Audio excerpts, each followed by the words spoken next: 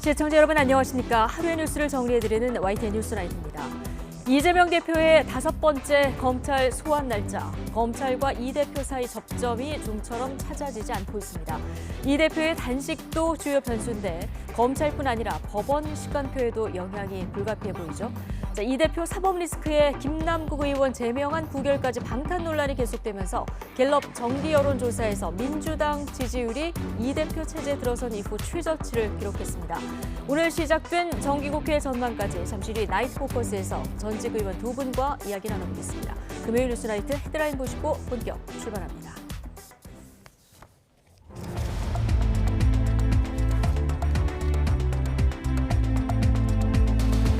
9월 1일 금요일 뉴스나이트 주요 뉴스입니다. 검찰과 민주당 이재명 대표가 쌍방울 대북 송금 의혹과 관련한 소환 일정을 놓고 또다시 신경전을 벌였습니다. 이 대표는 오늘 4일에는 오전에만 조사를 받겠다고 했는데 검찰이 불가하다고 맞서면서 결국 소환이 다시 한번 무산됐습니다. 항명과 상관 명예훼손 혐의를 받는 박정훈 전 해병대 수사단장이 구속을 피했습니다. 군사법원은 증거인멸 우려가 적고 방어권을 보장할 필요가 있다고 기각 사유를 밝혔습니다. 화재 뒤 불길에 잡힌 부산 목욕탕에서 갑작스러운 폭발 사고가 났습니다. 출동했던 소방관 2명이 중상을 입었고 현장을 점검하던 공무원 등 21명이 다쳤습니다. 국민연금 개혁안을 논의해왔던 재정개선 전문위원회가 보험료는 올리고 받는 액수는 유지하는 최종 밑그림을 공개했습니다. 위원회 내부에서도 반발 의견이 나오며 진통을 겪고 있습니다. 올해부터 새로운 학생 생활지도 고시가 시행됐습니다. 교사를 폭행하면 물리적으로 제압할 수 있고 수업 시간에 휴대전화를 사용하면 압수할 수 있습니다. 사드 배치 보복으로 지난 2017년에 끊겼던 중국발 크루즈가 6년 5개월 만에 국내선 처음으로 제주에 왔습니다. 내년에는 90만 명의 중국인 관광객이 크루즈를 이용해 제주를 찾을 전망입니다. 간토 대지진 100주년을 맞아 일본에서는 한일 시민단체와 정계 인사들이 당시 학살된 조선인 희생자들의 넋을 위로했습니다. 일본은 여전히 모르쇠로 일관하는 모습입니다. 이재명 더불어민주당 대표가 어제부터 무기한 단식에 들어간 가운데 대북 송금 의혹 소환 일정을 두고 검찰과 힘겨루기가 계속되고 있습니다. 검찰이 제시한 4일에 2시간만 조사받겠다는 이 대표 입장에 대해서 검찰이 불가능하다며 반발하자 그렇다면 출석이 어렵다고 통보하면서 다시 원점입니다. 우종훈 기자의 보도입니다. 쌍방울 대북 송금 의혹에 관여한 혐의를 받는 이재명 더불어민주당 대표가 오는 4일 출석하겠다고 밝혔습니다. 검찰이 통보한 날짜로 출석 일정을 당긴 건데 대신 조건이 붙었습니다. 국회 일정 때문에 오전 2시간만 시간을 낼 수 있다는 겁니다. 나머지 조사는 오는 11일에서 15일 사이 받겠다는 입장을 검찰에 전했습니다. 4일 일정 관련 공유도 했고 그래서 오전에 수사를 받고 그리고 다음 주 중에 그 다음 수사를 받는 거를 협의한다고 이야기를 전했죠. 검찰은 즉각 반발하는 입장을 냈습니다. 2시간 조사는 불가하고 준비된 전체 조사를 하려면 종일 조사를 받아야 한다는 겁니다. 이 대표 일정에 따라 일부를 조사하고 나머지만 그 다음 주로 미뤄서 할 수 없다는 이유입니다. 검찰의 입장에 대해 이 대표 측은 조기 출석하겠다는데도 검찰이 거부했다며 신경전을 이어갔습니다. 결국 이 대표 측이 다음 주 4일 출석은 어렵다고 검찰에 다시 통보했습니다. 검찰은 이 대표 측이 출석 일정을 두고 입장을 계속 바꾸고 있다며 불편한 기색을 숨기지 않았습니다. 일반적인 출석과 조사에 관한 형사사법 절차에 응해줄 것을 기대한다고 이 대표 측을 우회적으로 비판했습니다. 또 검찰은 이 대표가 예정대로 4일에 출석해서 조사받을 것을 희망한다고도 밝혔는데 이 대표 측은 전체 조사가 어렵다는 입장이어서 이날 출석은 무산될 가능성이 큽니다. 이 대표가 쌍방울 대북 송금 의혹으로 소환 조사를 받으면 성남FC와 대장동, 백현동 특혜 의혹에 이어 5번째입니다. 이전 사례로 봤을 때 이 대표가 진술을 거부할 가능성이 높아 검찰은 혐의 입증을 위한 증거 확보에 주력할 것으로 보입니다. 또 검찰은 오는 4일 이 대표의 측근인 박찬대 천준호 의원을 불러 이른바 사법방해 의혹을 수사한 뒤 이 대표에 대한 영장을 청구할 때 구속의 필요성을 강조할 것으로 예상됩니다. YTN 우종훈입니다. 무기한 단식에 돌입한 민주당 이재명 대표의 행보를 두고 정치권에선 설전이 이어지고 있습니다. 국민의힘은 명분 없는 방탄용 단식 쇼라고 일제히 비판했는데 이 대표는 단식 외엔 정권 폭주를 막을 방법이 없었다고 반박했습니다. 김경수 기자입니다. 정기국회 첫날 민주당 최고위원회의는 이재명 대표가 단식 중인 국회 본청 앞 농성 천막에서 열렸습니다. 이 대표는 정권 퇴행과 폭주를 막을 방법이 달리 없었다며 단식은 불가피한 선택이었다고 강조했습니다. 꼭 이렇게 해야 되느냐 이런 말씀들이 많았습니다. 저의 대답은 그렇습니다. 이거 외에는 할 수 있는 게 없다. 친명계를 중심으로 이 대표의 결단을 옹호하는 목소리가 나왔는데 문재인 전 대통령도 이 대표에게 격려 전화를 한 것으로 전해졌습니다. 문재인 전 대통령께서는 걱정이 되기도 하고 마음으로 응원을 보내고 싶어 전화를 드렸다. 더운 날씨에 건강 잘 챙기길 바란다 라는 취지의 말씀을 하셨습니다. 비명계는 직접적인 비판은 자제하고 있지만 단식이 사퇴론 불식을 위한 꼼수 아니냐며 곱지 않은 시선을 보내고 있습니다. 국민의힘은 이 대표가 명분 없는 단식으로 민주투사 행세를 한다며 비판 수위를 한층 더 끌어올렸습니다. 이재명 대표는 곡기를 끊을 것이 아니라 정치를 그만둬야 할 사람입니다. 이 검찰 출석을 회피하기 위한 간헐적 단식쇼로 귀결된다면 이는 역사의 길이 남을 대국민 사기극이 될 것입니다. 휠체어나 쓰러지는 모습이라도 연출해서 동정표라도 얻어보려는 심산이거나 약자 코스프레라도 하려는 이 대표의 5번째 검찰 소환조사 일정을 둘러싼 신경전도 계속됐습니다. 민주당은 검찰이 요청한 날짜에 출석하려 했더니 도리어 검찰이 거부했다며 이 대표 흠집내기 아니냐고 날을 세웠고 오전에 수사를 받고 그리고 다음 주 중에 그 다음 수사를 받는 거를 협의한다고 이야기를 전했죠. 근데 검찰은 4일 출석 자체를 거부했습니다. 국민의힘은 검찰 조사는 소풍 가는 게 아니라고 쏘아붙였습니다. 수사를 받으러 가는 것이지 나들이 소풍 가는 것이 아니라고 제가 여러 번 말씀드렸습니다. 어느 국민이 내가 2시간만 조사받고 나오겠다고 할 수 있는 특권이 있는지 스스로 잘 돌아보시기 바랍니다. 가뜩이나 여야가 첨예하게 대립하던 와중에 시작된 제1야당 대표의 단식 투쟁으로 당분간 전국 경색은 불가피해 보입니다. 당 안팎의 시선이 엇갈리는 가운데 이재명 대표의 단식이 승부수가 될지 아니면 무리수가 될지 관심이 쏠립니다. YTN 김경수입니다. 민주당은 단식 중인 이재명 대표를 필두로 오염수 저지 총력전에 나섰습니다. 여당은 정치적 선동을 멈추라면서 맞불 여론전의 수위를 높이고 있습니다. 나혜인 기자입니다. 원전 오염수 방류 중단을 촉구하며 1박 2일 밤샘 의원총회를 마친 민주당은 대여 투쟁 동력을 한껏 끌어올렸습니다.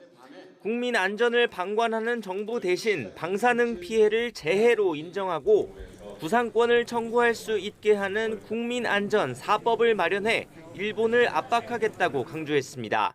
해양 투기 방조하고 국민안전 방관하는 윤석열 정부 규탄한다. 단식 중인 이재명 대표는 오염수를 일본처럼 처리수라고 부를지 검토하겠다는 정부 여당을 향해 일제강점기 창씨 개명이 떠오른다고 날을 세웠습니다.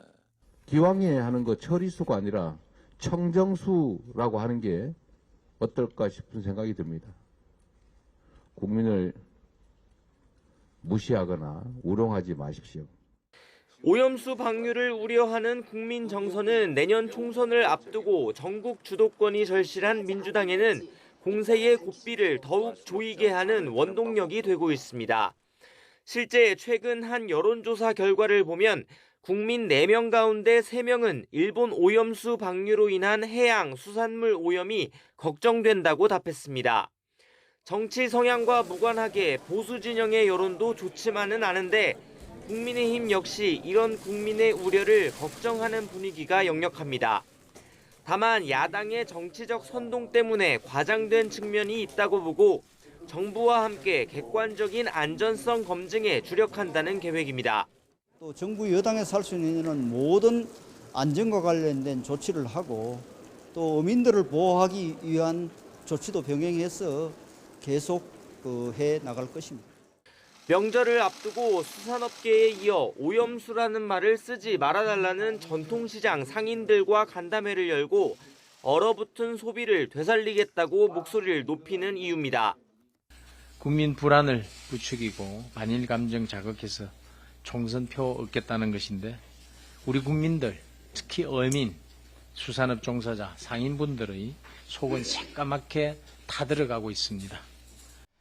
여당은 우리 수산물의 안전성을 부각하며 오염수 전국을 돌파하겠다는 방침이지만 시민사회단체와 연대해 장외 집회 등을 이어가는 야당의 공세 역시 만만찮아 당분간 치열한 여론전은 불가피해 보입니다. YTN 나힌입니다.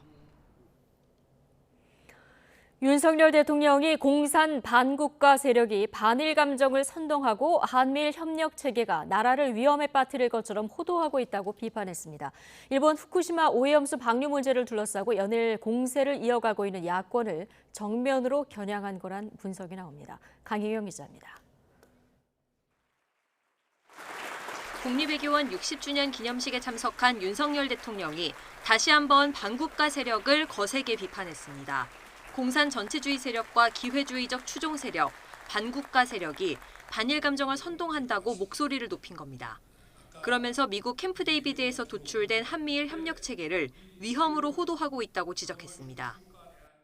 반일 감정을 선동하고 캠프 데이비드에서 도출된 한미일 협력 체계가 대한민국과 국민을 위험에 빠뜨릴 것처럼 호도하고 있습니다. 민주당 이재명 대표가 오염수 방류 문제 등을 현 정부의 실정으로 규정하고 무기한 단식에 돌입한 상황에 정면 대응한 발언으로 풀이됩니다. 윤 대통령은 또 외교엔 선명한 노선이 필요하다는 점을 강조했습니다. 한미일 협력을 비롯해 자유민주주의를 추구하는 국가와 연대를 강화해야 한다는 점을 거듭 확인한 겁니다. 상대에게 예측 가능성을 주지 못하는 외교는 신뢰도 국익도 결코 얻지 못할 것입니다. 특히 외교 노선의 모호성이 가치와 철학 부재를 뜻한다고 지적했는데 전임 문재인 정부가 전략적 모호성을 내세워 균형 외교를 추진한 점을 겨냥한 것으로 보입니다. 여기에 올해 추석 연휴 때 개선된 한일 관계에 맞춰 일본 히로시마 한국인 원폭 피해자를 공식 초청하기로 하는 등 윤 대통령의 전략적 선명성 노선이 점차 뚜렷해지는 모습입니다. YTN 강희경입니다. 더불어민주당 이재명 대표는 반국가 세력이 반일 감정을 선동한다는 윤석열 대통령 발언을 겨냥해서 국가 권력을 사유화하고 남용하는 것이야말로 반국가적 행위라고 비판했습니다. 이 대표는 정부에 대해서 비판하는 사람들과 야당을 반국가 세력이라 하고 있다면서 이같이 말했습니다. 이 대표는 지금 먹고 사는 문제가 심각한데 독립운동가에게 공산당 혐의를 씌워서 지워버리려는 역사 왜곡으로 국민을 이념 전쟁으로 몰아넣는 행태는 용납할 수 없다고도 강조했습니다. 항명과 상관 명예훼손 혐의를 받는 박정훈 전 해병대 수사단장이 구속을 피했습니다. 국방부 중앙지역군사법원은 증거인멸 염려를 인정하기 어려우며 피의자가 향후 군수사 절차 내에서 성실히 소명하겠다고 다짐하는 등 방어권도 보장할 필요가 있어 영장을 기각했다고 밝혔습니다. 군사법원 밖으로 나온 박 전 단장은 앞으로 조사와 재판에 성실히 임해 꼭 억울함을 규명하고 특히 고 최상병의 억울함이 없도록 수사가 잘 될 수 있도록 됐으면 좋겠다고 말했습니다. 홍범도 장군의 흉상 이전 결정에 이어서 해군 홍범도함의 이름 변경까지 거론되면서 이 파장이 더욱 확산되고 있습니다. 한덕수 국무총리는 국회에 나와서 이름을 바꾸는 게 바람직하다고 밝혔지만 정작 국방부는 검토한 적이 없다고 밝혀서 정부 내에서조차 입장 정리도 안 된 듯한 모습을 보였습니다. 박기환 기자입니다. 우리 군함의 이름을 공산당원 출신에서 따오는 건 적절치 않다는 한덕수 국무총리의 발언. 저는 그 군함에다가 홍범도 소련의 공산당원의 자격을 가진 사람을 그거는 수정을 검토해야 된다고 생각합니다. 옛 소련의 공산당원으로 활동한 홍범도 장군의 이력을 부각한 건데 국방부는 전혀 다른 답변을 내놨습니다. 해군은 홍범도 함의 이름 변경을 검토한 적이 없고 총리실의 지시도 없었다는 겁니다. 다만 필요하다면 검토할 수 있다며 여지를 남겨두긴 했습니다. 민주당은 곧바로 공세 수위를 높였습니다. 총리와 국방부의 의견이 다를 정도로 정비되지 않은 발언만 쏟아져 나오고 있다는 겁니다. 정부 당국자들 입에서 정비되지 않은, 검증되지 않은 얘기들이 쏟아지면서 오히려 혼란을 가중시키고 있는 거 아니냐. 총리실과 국방부의 의견이 다르다. 대단히 심각한 문제 아니겠습니까? 정부 엄호에 나선 국민의힘은 여론을 살펴보며 일단 한 발 물러섰습니다. 흉상 이전 논란에 당론은 없다며 거리를 둔 데다 홍범도 함의 이름을 바꿀지는 국방부 장관의 몫이라며 공을 넘겼습니다. 홍범도 함 문제는 어쨌든 장관이 돌아왔어. 국방부 장관이 여러 의견을 종합해서 정리하지 않을까 이렇게 생각하고 있습니다.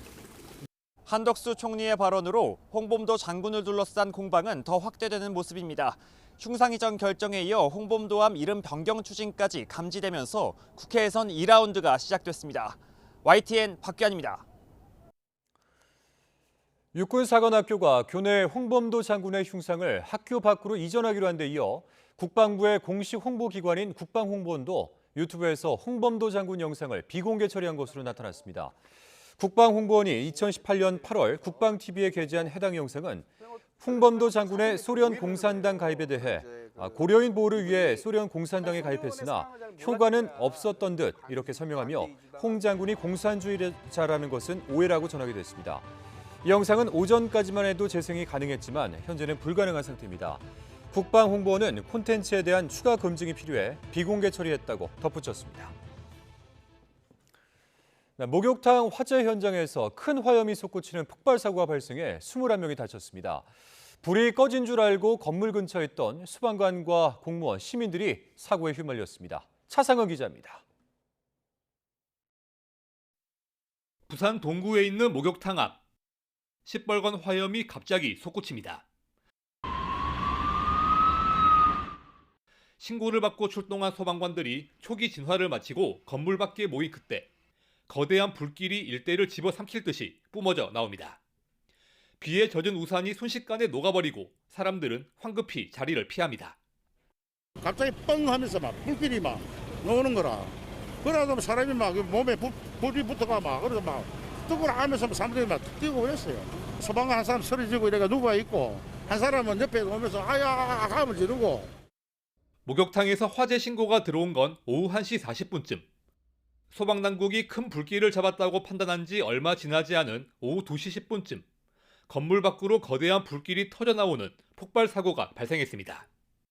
당시 건물 앞에 있던 소방관 2명이 얼굴 화상을 심하게 입었고 점검에 나선 구청장과 공무원, 경찰관, 그리고 시민 등 모두 21명이 다쳐 병원으로 이송됐습니다. 불이 꺼진 줄 알았던 이들이 한자리에 모인 상태에서 예기치 못한 사고가 나면서 인명피해가 컸습니다. 폭발 충격으로 주변 주택 유리창 등이 깨지고 건물 잔해가 날리며 일대는 아수라장으로 변했습니다. 불이 난 목욕탕은 영업하지 않는 날이어서 손님 피해는 없었습니다. 불은 지하 1층에서 시작된 것으로 추정되지만 폭발이 난 지점과 원인은 아직 밝혀지지 않았습니다.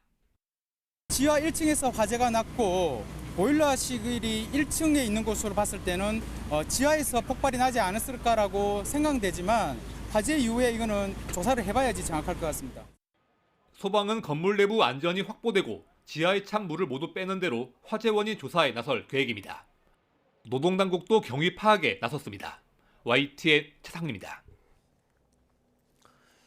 서울 신림동 등산로에서 여성을 성폭행하고 살해한 최은종이 사이코패스가 아니라는 진단 결과가 나왔습니다. 사이코패스 검사는 프로파일러 4명이 피의자를 면담해서 성격 검사와 관련 자료를 분석해 수치로 판단하고 25점이 넘으면 사이코패스로 분류합니다.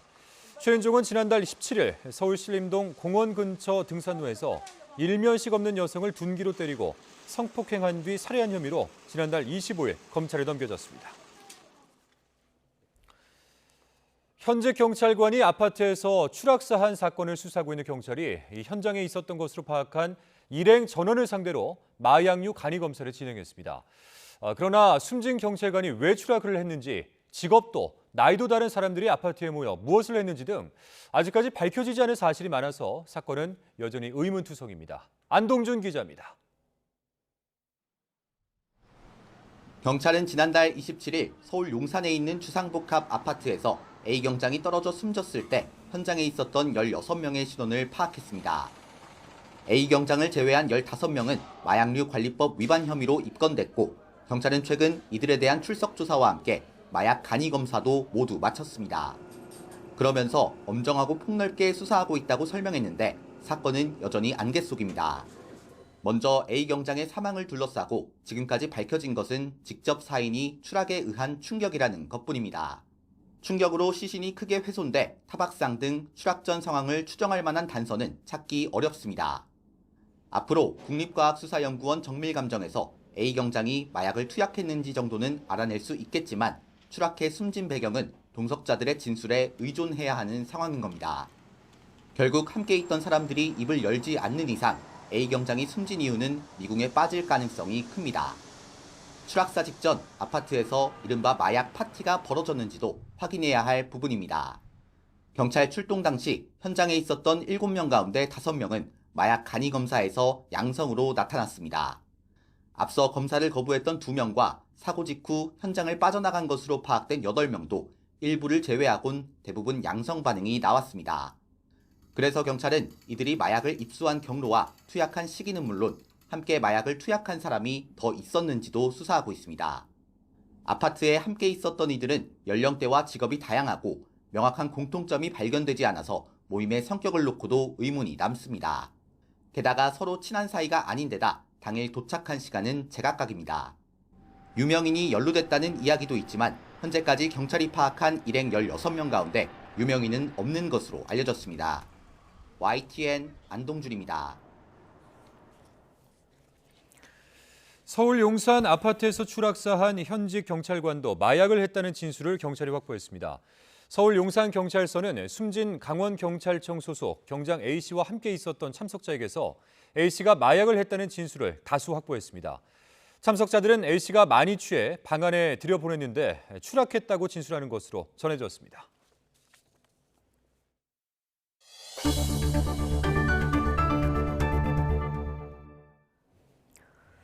국민연금 개혁안을 논의해온 재정계산전문위원회가 최종 밑그림을 공개했습니다. 보험료는 올리고 받는 액수는 그대로 두어서 점점 고갈되고 있는 기금을 확보하자는 건데요. 위원회 내부에서도 반발 의견이 나오며 진통을 겪고 있습니다. 김혜은 기자입니다. 제5차 국민연금 재정개선위원회 추산 결과 국민연금 기금은 2055년이면 고갈됩니다. 기금이 동나는 예측 시점이 갈수록 앞당겨지면서 위원회는 기금 안정화에 초점을 맞췄습니다. 소득 대체율, 즉 받는 돈은 현행 40%를 유지하고 보험료율, 그러니까 내는 돈은 올리고 연금을 받는 나이도 늦출 것을 제안했습니다. 보험료율은 현행 9%에서 12%, 15%, 18%까지 높이고 수익률과 수급 개시 연령을 함께 바꾸는 18가지 시나리오가 제시됐습니다. 예를 들어 보험료를 15%까지 올리고 수익률을 1%포인트 더 높이는 한편 수급 개시 연령을 68세로 단계적으로 올리면 2093년까지 기금이 유지된다는 겁니다.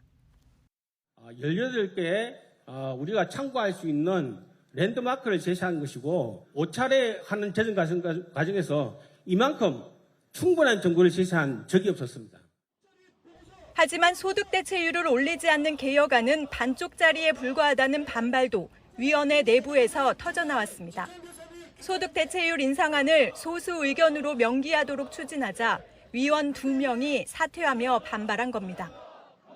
보장성 강화론에 소수안이라는 낙인을 찍고자 하는 시도는 이런 노후 보장 강화 필요성을 부정하고 연금 개혁을 공적 연금으로서 국민연금의 본질을 외면하는 방향으로 몰아가려는 시도다. 이렇게 국민연금 보장성과 재정 안정화를 둘러싸고 여러 직역별, 세대별로 이견이 잇따라서 단일안을 도출하기는 쉽지 않아 보입니다. 이런 가운데 주무부처인 보건복지부는 현 정부 내 연금 개혁을 이뤄내겠다는 강한 의지를 보이고 있습니다. 연금 개혁은 지금 청년, 노인 세대뿐만 아니고 앞으로 태어날 미래 세대를 책임지는 과제입니다. 반드시 이루어질 시대적 과제가 되겠습니다. 정부가 다음 달이면 연금 개혁안을 마련해 국회에 제출할 예정인 가운데 위원회에서 제안한 대로 재정 강화 방안에 주력할지 주목됩니다. YTN 김혜윤입니다. 오늘부터 교권 보호를 위한 새로운 학생 생활지도 고시가 시행됐습니다. 수업을 방해하거나 폭력을 행사하면 제지할 수 있게 된 건데 교사의 생활지도에 대한 아동학대 면책권과 직위 해제 방지법 등도 조만간 처리될 예정입니다. 김연아 기자입니다. 이제부터는 수업 중 휴대전화를 사용하면 제지 뒤 압수할 수 있고 교사를 폭행하면 물리적으로 제압하거나 교실 밖 다른 장소로도 분리 조치할 수 있습니다. 9월 1일부터 새로운 교원 학생 생활지도 고시가 시행됨에 따라 교사의 생활지도 권한이 부여됐기 때문입니다. 생활지도 시 아동학대 혐의 처벌 위험을 막을 입법도 속도를 내고 있습니다.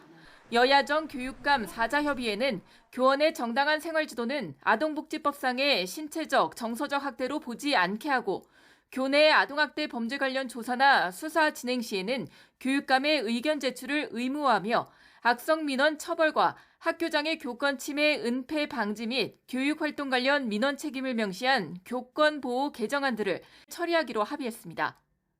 법사위와 본회의 절차가 남겨두고 있긴 하지만 교권 확립에 대한 여야의 공감대가 충분히 형성돼 있기 때문에 빠른 시일 내에 결실을 사자협의체는 이와 함께 교원이 아동학대 신고를 당해도 정당한 사유 없이 곧바로 직위 해제되지 않도록 하는 법 개정안 역시 법안 소위에 상정했습니다. 유치원 원장과 교원 역시 유아교육법에 생활지도 권한이 명시되고 정당한 생활지도에 대해 아동학대 면책권을 받게 됩니다. YTN 김현아입니다. 숨진 서울 서희초등학교 교사의 49제인 오는 4일 임시 휴업을 결정한 초등학교가 전국에 30곳으로 파악됐습니다.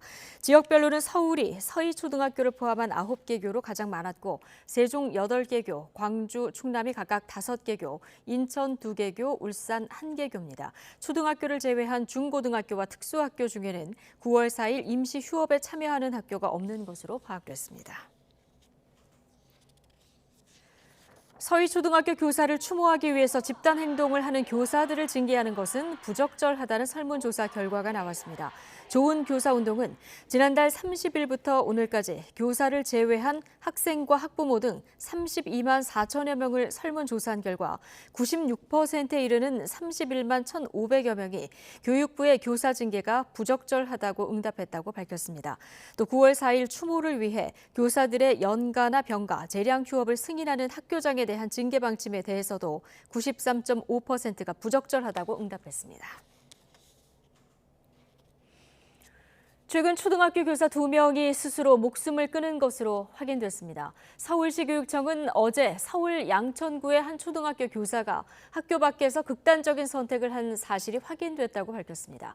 유족은 경찰 조사에서 해당 교사가 평소 육아와 직장 생활을 병행하면서 힘들어했다고 진술한 것으로 알려졌습니다.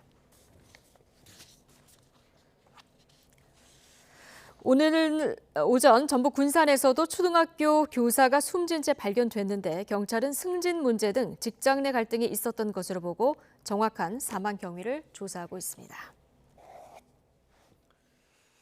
이승만 전 대통령의 아들인 이인수 박사가 오늘 63년 만에 4.19 민주묘지를 참배했습니다.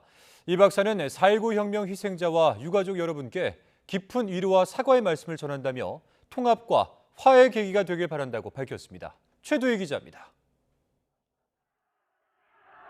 1960년 4월 당시 여당인 자유당의 부정선거에 반발한 학생과 시민들이 시위를 벌이다 진압 과정에서 다수가 희생됐던 4.19 혁명.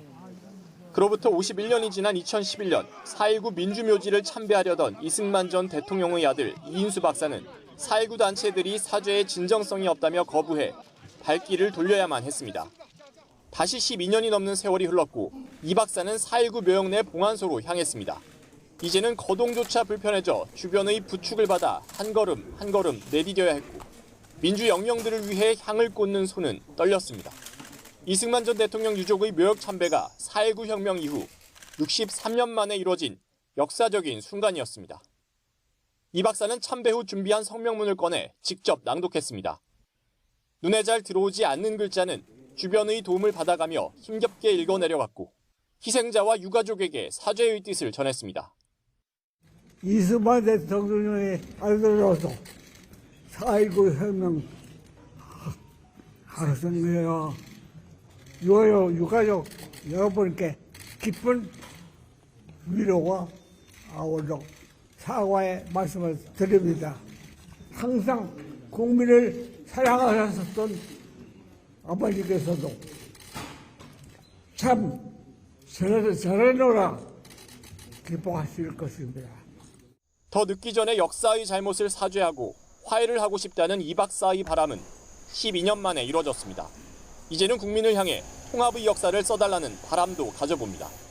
오늘 참배가 국민 모두의 통합과 화해에 도움이 되는 계기가 되어야 바랍니다. 감사합니다. 정부가 이승만 기념관 건립을 추진 중인 가운데 이뤄진 이 박사의 4.19 묘역 참배와 사죄를 계기로 이승만 기념관 건립에도 영향을 미칠지 주목됩니다. YTN 최두입니다. 우리 정부가 외국계 사모펀드 론스타에 2,800억 원을 배상해야 한다는 국제투자 분쟁 ISDS 중재 판정에 대해서 불복했습니다. 법무부는 오늘 국제투자분쟁해결센터에 론스타 판정에 대한 취소 신청을 제기했습니다. 법무부는 앞서 판정문 정정 신청을 통해 배상 원금 가운데 6억여 원가량을 감액받은 데 이어서 나머지 배상 원금과 이자 지급 의무까지 모두 소멸하기 위해서 불복에 나섰다고 밝혔습니다. 이번 판정은 국제법상 국가 책임을 정확히 따지지 않은 채 우리나라에 배상 의무를 부여해 판정부가 월권 행위를 한 것에 가깝고 절차적 문제도 있어서 판정이 취소될 사유가 충족된다고 설명했습니다. 검찰이 과거 화천대유 대주주 김만배 씨를 인터뷰했던 신학림 전 언론노조 위원장을 압수수색했습니다. 윤석열 대통령이 검사 시절 대장동 관련 수사를 무마해줬다고 거짓 인터뷰를 해주는 대가로 김 씨에게 억대의 금품을 받았다고 의심을 하는 건데 신 전 위원장은 혐의를 강하게 부인했습니다. 송재희 기자입니다. 지난 20대 대선 기간 이재명 당시 후보는 윤석열 후보를 대장동 비리 몸통이라고 규정하며 대출 브로커 수사 무마 의혹을 연거푸 거론했습니다. 검사 시절 대장동 사업을 위해 부산 저축은행에서 1,100억 원대 불법 대출을 알선해준 조우영 씨 수사를 묻어줬다는 겁니다. 저축은행 비리 수사 봐줬지 않습니까? 조우영한테 커피는 왜 사주셨어요? 왜 타주셨어요? 윤 후보는 본 적도 없는 사람이라며 부인했지만 대선을 불과 사흘 앞두고 관련 내용을 인정하는 화천대유 대주주 김만배 씨의 과거 육성 인터뷰가 언론에 공개되면서 막판 변수로 떠올랐습니다.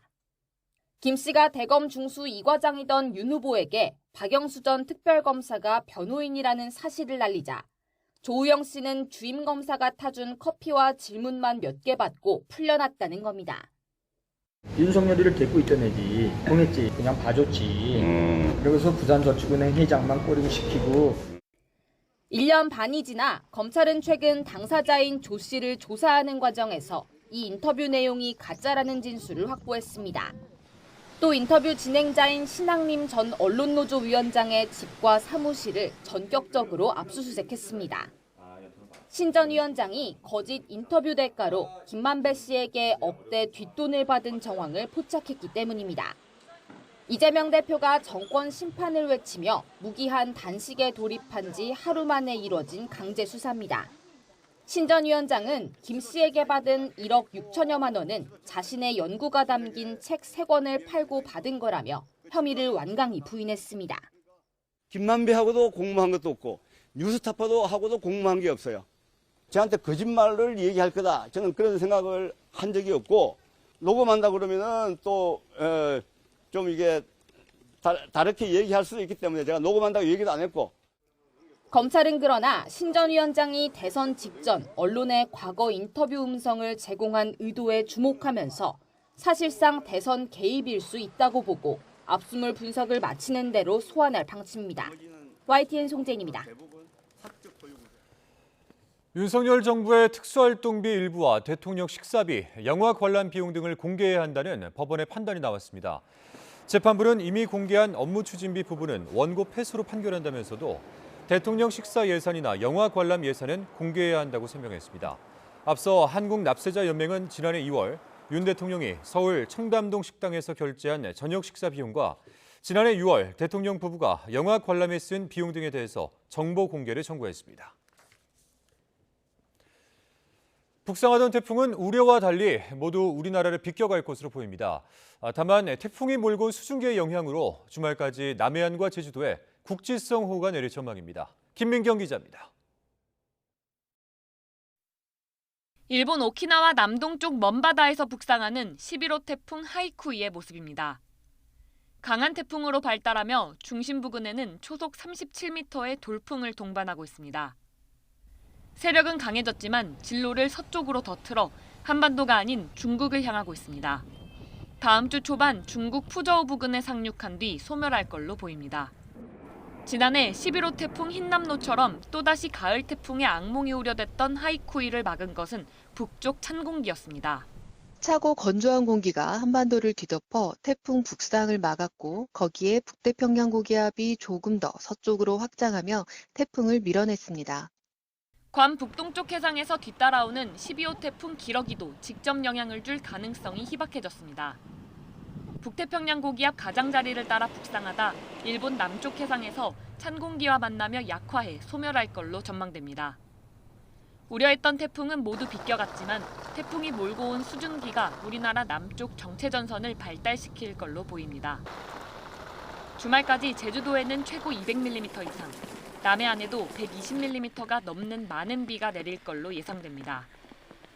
여기에 백중사리와 태풍으로 인한 너울이 겹치며 해안가에는 폭풍해일주의보가 우려됩니다. 기상청은 저지대 침수 피해와 해안가 안전사고에 각별한 주의를 당부했습니다. YTN 김민경입니다.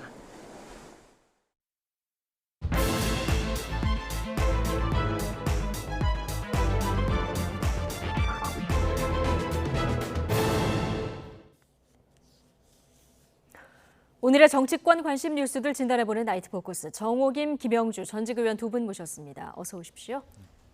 안녕하십니까. 자, 이재명 대표 5번째 소환 일정 다시 원점으로 돌아갔습니다. 이재명 대표가 4일 출석해서 오전 2시간만 조사를 받고 그 다음 주에 조금 더 추가 조사를 받겠다 제안을 했는데 검찰에서 이건 불가능하다라고 거절을 했고요. 다시 이제 11일 시작되는 주를 제안한 상태로 돌아온 건데 검찰이 받을지 모르겠습니다. 근데 이재명 대표가 4일 오전밖에 안 된다는 이유는 뭡니까?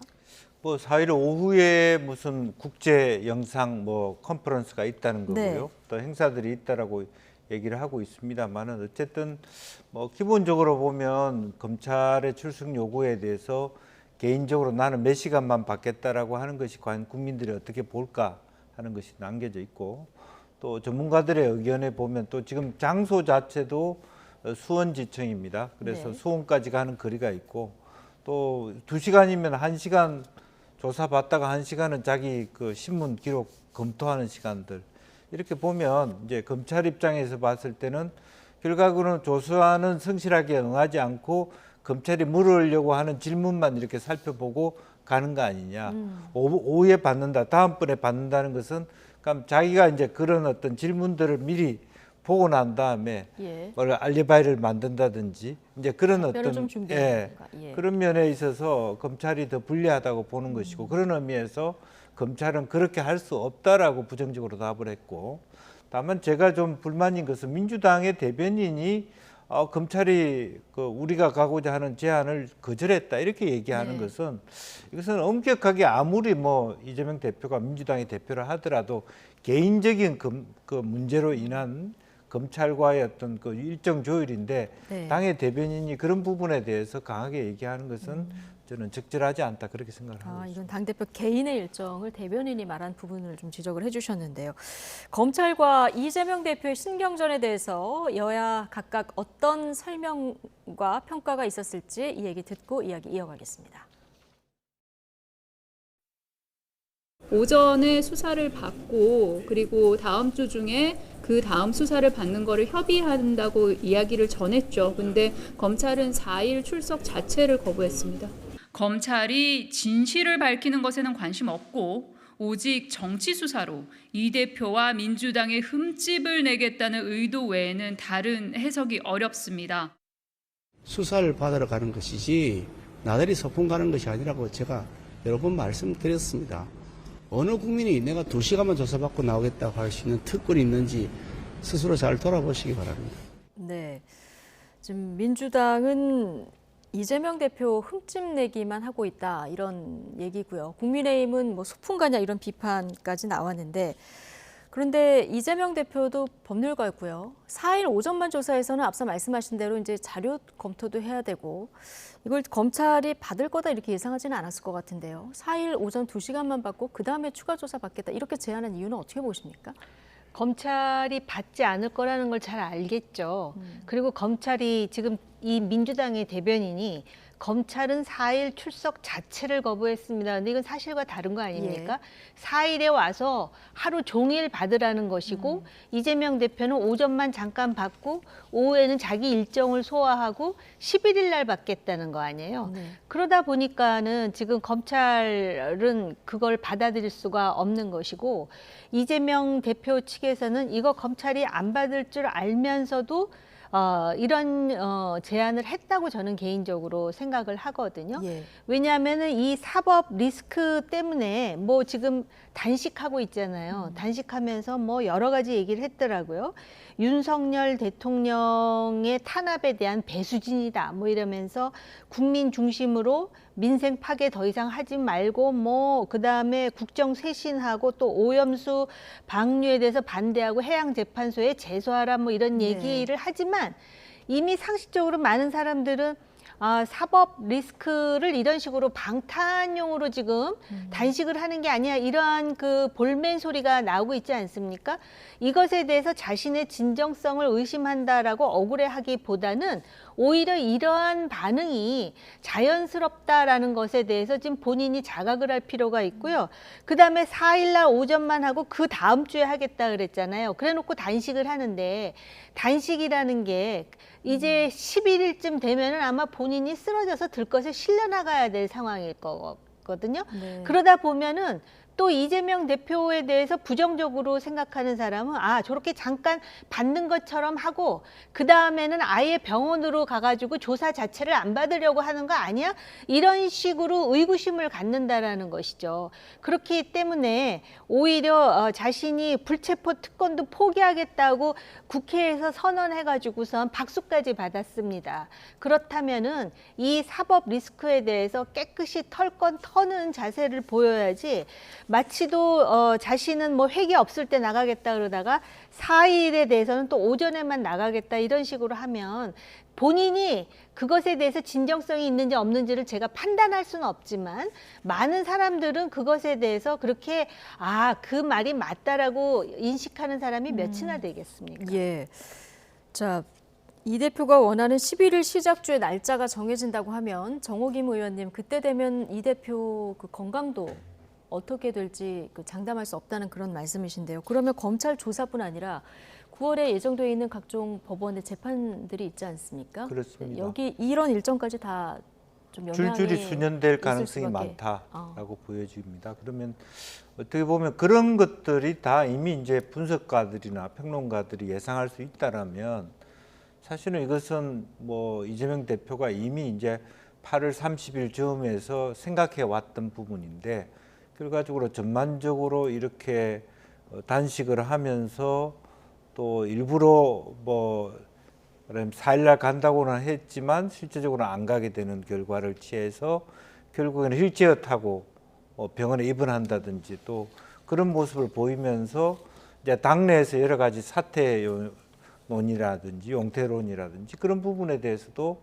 그것을 동정론으로 바꾼다든지 이제 그런 것들이 여러 가지 말하자면 하나의 어떤 다목적 포석이다 이렇게 읽힐 수밖에 없고, 근데 결과적으로 그럼에도 불구하고 그렇다고 해서 이것이 자기네 사법적인 문제를 해결하는 솔루션이 될 수 있느냐, 저는 될 수 없다고 생각합니다. 그러니까 그것을 한두 달 정도로 연기할 수 있는 어떤 계책은 될 수 있을지는 모르지만, 그런 것들이 어떻게 보면 오늘 저녁에도 많은 정치인들과 당원들을 결과적으로 여러 가지 후쿠시마 오염수 문제라든지 일방적인 윤석열 정부의 어떤 정치적인 그 불통의 문제들을 언급한다 하더라도 많은 사람들이 관이 단식이 얼마나 명분이 있는가에 대해서 크게 큰 국민들로부터 호응을 받기는 어렵지 않겠느냐, 이제 그런 생각이 듭니다. 예.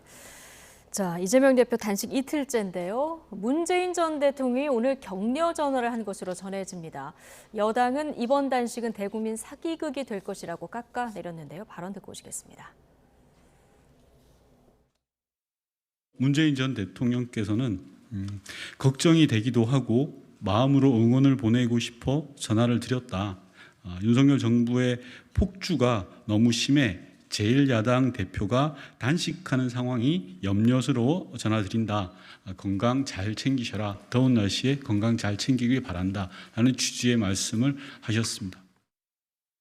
이재명 대표는 곡기를 끊을 것이 아니라 정치를 그만두어야 할 사람입니다. 더욱 염치 없는 것은 단식을 한다 하고는 단식 농성이 아니고 단식하며 투쟁한다는 기조로 공식 당무와 정무 일정을 다 진행한다며 수시로 자리를 비우며 국민을 우롱하고 있다는 것입니다. 검찰 출석을 회피하기 위한 간헐적 단식쇼로 귀결된다면 이는 역사의 길이 남을 대국민 사기극이 될 것입니다. 네. 자, 문재인 대통령이 오늘 격려 전화를 한 거고요. 통화는 한 4, 5분 정도 이루어졌다고 전해집니다. 당 대표가 단식을 하니까 의례적으로 좀 위로 전화를 한 걸까요? 아니면 이걸 계기로 해서 민주당이 좀 뭉치는 계기가 될 수도 있을까요? 지금 퇴임한 대통령이잖아요. 네. 그래서 제가 이제 그 미국 정치를 전공했기 때문에 자꾸 이제 미국 사례를 드는데요. 네. 예를 들어서 지금 미국에도 공화당하고 민주당이 상당히 지금 각을 세우고 있단 말이죠. 그렇다 그래갖고 오바마 대통령이 바이든 대통령한테 응원 전화를 하거나 또 그 반대의 경우 공화당에서 저는 그랬다는 얘기를 들어본 적이 없어요. 일단 퇴임했으면 자기 나름대로 사회적인 봉사활동을 하든지, 그리고 스스로가 잊혀지고 싶다 그랬잖아요. 제가 볼 때는 아주 잊혀질까 봐 지금 노심초사하는가 라는 생각이 들 정도로. 그런데다가 사실 요새 정치판이 완전히 싸움터가 돼버렸는데요. 마음으로 응원을 보내고 싶어서 전화했다 그러는데 네. 응원을 한다라는 말이 저는 굉장히 걸립니다. 그렇기 때문에 오히려 지금 문재인 전 대통령은 이런 상황에서 본인이 나설 어떤 그 공간을 지금 모색하고 있는 것인가라는 사실 그 곡해를 받을 수도 있다라는 점에 대해서 스스로가 지금 경계해야 되는 게 아닌가. 왜냐하면 민주당 내부도요, 친명계와 비명계로 나뉘어져 있지 않습니까? 그런 상황에서 아까 김 의원님께서 그런 말씀 하셨잖아요. 이렇게 이제 단식까지 하고 또 병원에 들어가고 이러다 보면은 모든 사법 일정이 수년된다 그랬잖아요. 그래봤자 한두 달 늦어질 거다 그랬는데 제가 볼 때 이재명 대표는 그 한두 달을 늦추기 위해서 하는 거라고 생각을 해요. 이게 한두 달 늦어져 갖고 네. 정기국회가 끝나고 12월이 넘어가잖아요. 그럼 본인이 움직일 틈이 훨씬 늘어난다고 생각해요. 왜냐하면 이제 새해가 오면은 총선 국면으로 다가가거든요. 그걸 노리는 게 아닌가 싶고 지금 문재인 전 대통령은 물론 지금 자기가 속한 정당의 대표가 단식을 한다 그러니까 안타까운 마음도 있겠죠. 그런데 무슨 지금 정치 탄압 운운하지만은 사실은 지금 본인의 그 사법 리스크라는 것도 본인 문제잖아요. 본인이 도지사 시절에 쌍방울로 하여금 대북 송금, 방북을 위한 송금의 사실을 알고 있었으며 보고를 받았는지의 여부에 대해서 본인이 억울하고 아니면 확인하면 될 거를 요렇게 피하고 저렇게 피하고 지금 단식까지 하니까 이 단식은 개인의 사법 리스크와 연관이 있다라는 그러한 이해 내지는 오해를 받는 거 아니겠습니까? 그런 상황에서 문재인 전 대통령이 이렇게 전화를 하게 되면 지금 민주당이 이재명 대표 중심으로 똘똘 뭉쳐야 한다라는 간접적인 메시지라고 긍정적으로 생각하는 사람이 좀 있을지는 모르지만 그 외의 사람들은 이제 그 친명계 그리고 이재명 대표의 상황이 어떻게 될지 모르니까 내년 총선에 뭔가 본인이 개입할 수 있는 공간을 늘려가지고 뭔가 정치적인 입지를 또 만들려고 그러는 게 아니야? 이렇게 생각할 여지까지 만든다는 점에서 불필요한 일을 했거나 아니면은 통화를 했다 하더라도 이걸 이렇게 공개할 필요가 있는가 그런 생각이 들었어요. 문재인 전 대통령이 사실 윤석열 대통령의 반국가 세력 발언이라든가 아니면 뭐 잼버리 사태 관련해서 최근에 좀 발언이 는 것도 사실인데요. 좀 정호김 전 의원께서는 잊혀지고 싶어 하지 않는 것 같다. 그리고 총선에서 뭔가 역할을 하기 위한 공간을 확보하고 싶어 한 것 같다. 이렇게 이제 분석을 하셨는데 김영주 전 의원은 어떻게 바라보십니까? 우선 뭐 지금 윤석열 대통령께서 하시는 여러 가지 그 일들이 홍범도 장군의 문제라든지 정률성 문제라는 것이 문재인 정부 때 있었던 일들이고 또 문재인 대통령이 강조했던 부분들입니다. 어찌 보면 문 대통령 입장에서는 전 정권 흔적 지우기 그리고 본인이 해왔던 일들에 대한 부정 또 그런 부분이기 때문에 실제로 그런 것을 실질적인 세력 대결을 통해서 윤 정부가 문 정부를 지워내는 그런 어떤 파행들을 말하자면 조금 차단시키는 역할을 하기를 바라는 마음이 있을 거예요. 문재인 대통령께서. 그런 부분들이 있겠습니다만은 그럼에도 불구하고 이렇게 너무 자주 공식적인 어떤 그 전화를 한다든지 뭐 소통을 한다든지 하는 것이 과연 올바른 방법이냐 하는 문제들이 있을 수 있는 거고 또 이것이 과연 문재인 대통령의 본인의 뜻인지 아니면 주변 사람들이 자꾸 가령 뭐 이재명 대표가 사법 리스크 때문에 우선으로 물러갔을 때 친문 쪽에서 그걸 잡아가야 된다라든지 또 내년 총선 때 친문의 후보들이 권한이 약화될 것을 우려해서 자꾸 문 대통령을 자꾸 종용해서 이재명 대표하고의 소통을 늘려라 이렇게 하고 있는 건지는 저는 알 수는 없습니다만은 이제 그런 의미에서 자꾸 정치적 해석을 많이 낳는 것 자체가 문 대통령한테 결코 좋은 일은 아니다. 정말 본인이 잊혀지고 싶다고 했을 때는 여러 가지 본인한테 여러 가지 어떤 불편하게 느껴지는 부분이 있다 하더라도 참아내야 된다는 거고요. 또 실질적으로 뭐 더 강하게 심하게 얘기하기에는 저런 일을 당하기 싫었으면 정권을 내주지 말았어야죠. 그러니까 본인 스스로가 왜 정권을 잃었는가에 대해서 당원들과 민주당과 국민들한테 그야말로 윤 정부가 올바른 길로 가지 못한다면 내 탓이오라고 더 많이 반성하는 그런 모드가 필요하다고 보여집니다. 두 분 비슷한 결로 분석을 해주셨는데요. 어쨌든 이재명 대표 단식에 대해서 국민의힘에서는 곡기가 아니란 정치를 그만둬야 된다 이런 비판까지 지금 나온 상황이라서 여론이 앞으로 어떻게 움직일지 좀 지켜봐야 되는데 일단 뭐 이재명 대표 사법 리스크뿐만이 아니라 김남국 의원 그 제명안도 부결이 된 이런 상황 아닙니까? 민주당에서 방탄 논란이 또 지금 일고 있는 상황인데 그래서 그런 건지 민주당 지지율이 오늘 나온 갤럽 정기 여론조사를 봤더니 5%포인트가 전주보다 빠졌더라고요. 제가 지금 생각해 보니까 김남국 의원 케이스는 민주당의 친명계를 중심으로 정말 조직적으로 지금 그 수순을 밟았나라고 생각할 정도예요. 왜냐하면 윤리특위의 소위가 열렸는데 결정을 늦춘 결정적인 이유가 바로 그 타이밍에 자신은 내년 총선에 나가지 않겠다라고 해가지고선 소위 뭐 민주당 의원들의 마음이 바뀌었다 그러는데 바뀌었다기보다는 그것을 명분으로 해갖고 소위가 수년됐다가 그 다음에 열었을 때 3대3으로 결국은 제명이 통과되지 않은 거잖아요. 그렇게 봤을 때 그리고 솔직히 김남국 의원이 무소속으로 내년에 총선에 출마하면은 된다는 보장이 어디 있습니까? 않습니까? 그럼에도 불구하고 지금 사퇴에도 시원치 않을 현직 의원을, 그리고 민주당을 이미 탈당했다고 하면서도 저렇게 내 식구처럼, 이거 자체가 지금 윤석열 정부 솔직히 뭐 여러 가지로 비판받고 있어요. 그럼에도 불구하고 반사 이익을 하나도 못 받는 결과가 돼버리고 말았어요. 왜냐하면은 이미 사람들도 김남국 의원이 탈당을 해도 여전히 민주당하고 단단하게 묶여 있다라는 것을 알고 있는 것이죠.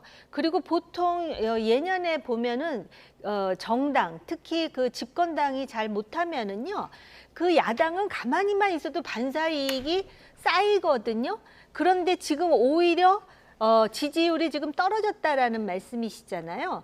이거는 여전히 그 이재명 대표의 사법 리스크, 또 그 외에 지금 뭐 김남국이라든지 또는 돈봉투라든지 계속 나오니까 여론으로 볼 때도 지금 집권 여당에 대해서 전혀 지지를 못하겠고 신뢰하지도 않으나 민주당은 대한정당으로서의 자격이 없다라고 판단하는 거예요. 그러니까 지금 여당보다도 오히려 더불어민주당이 지지도가 20%대로 낮지 않습니까? 27%로 지금 나오고 있지 않아요? 물론 여론조사라는 게 추이만 보는 거긴 하지만, 이런 차원에서 과연 지금 국정감사를 앞두고 당대표가 이렇게 단식 투쟁에 나서고 그렇게 하면은 과연 국정감사는 야당의 무대라고 하는데 얼마만큼 야당 의원들이 실력 발휘를 할지도 모르겠고요.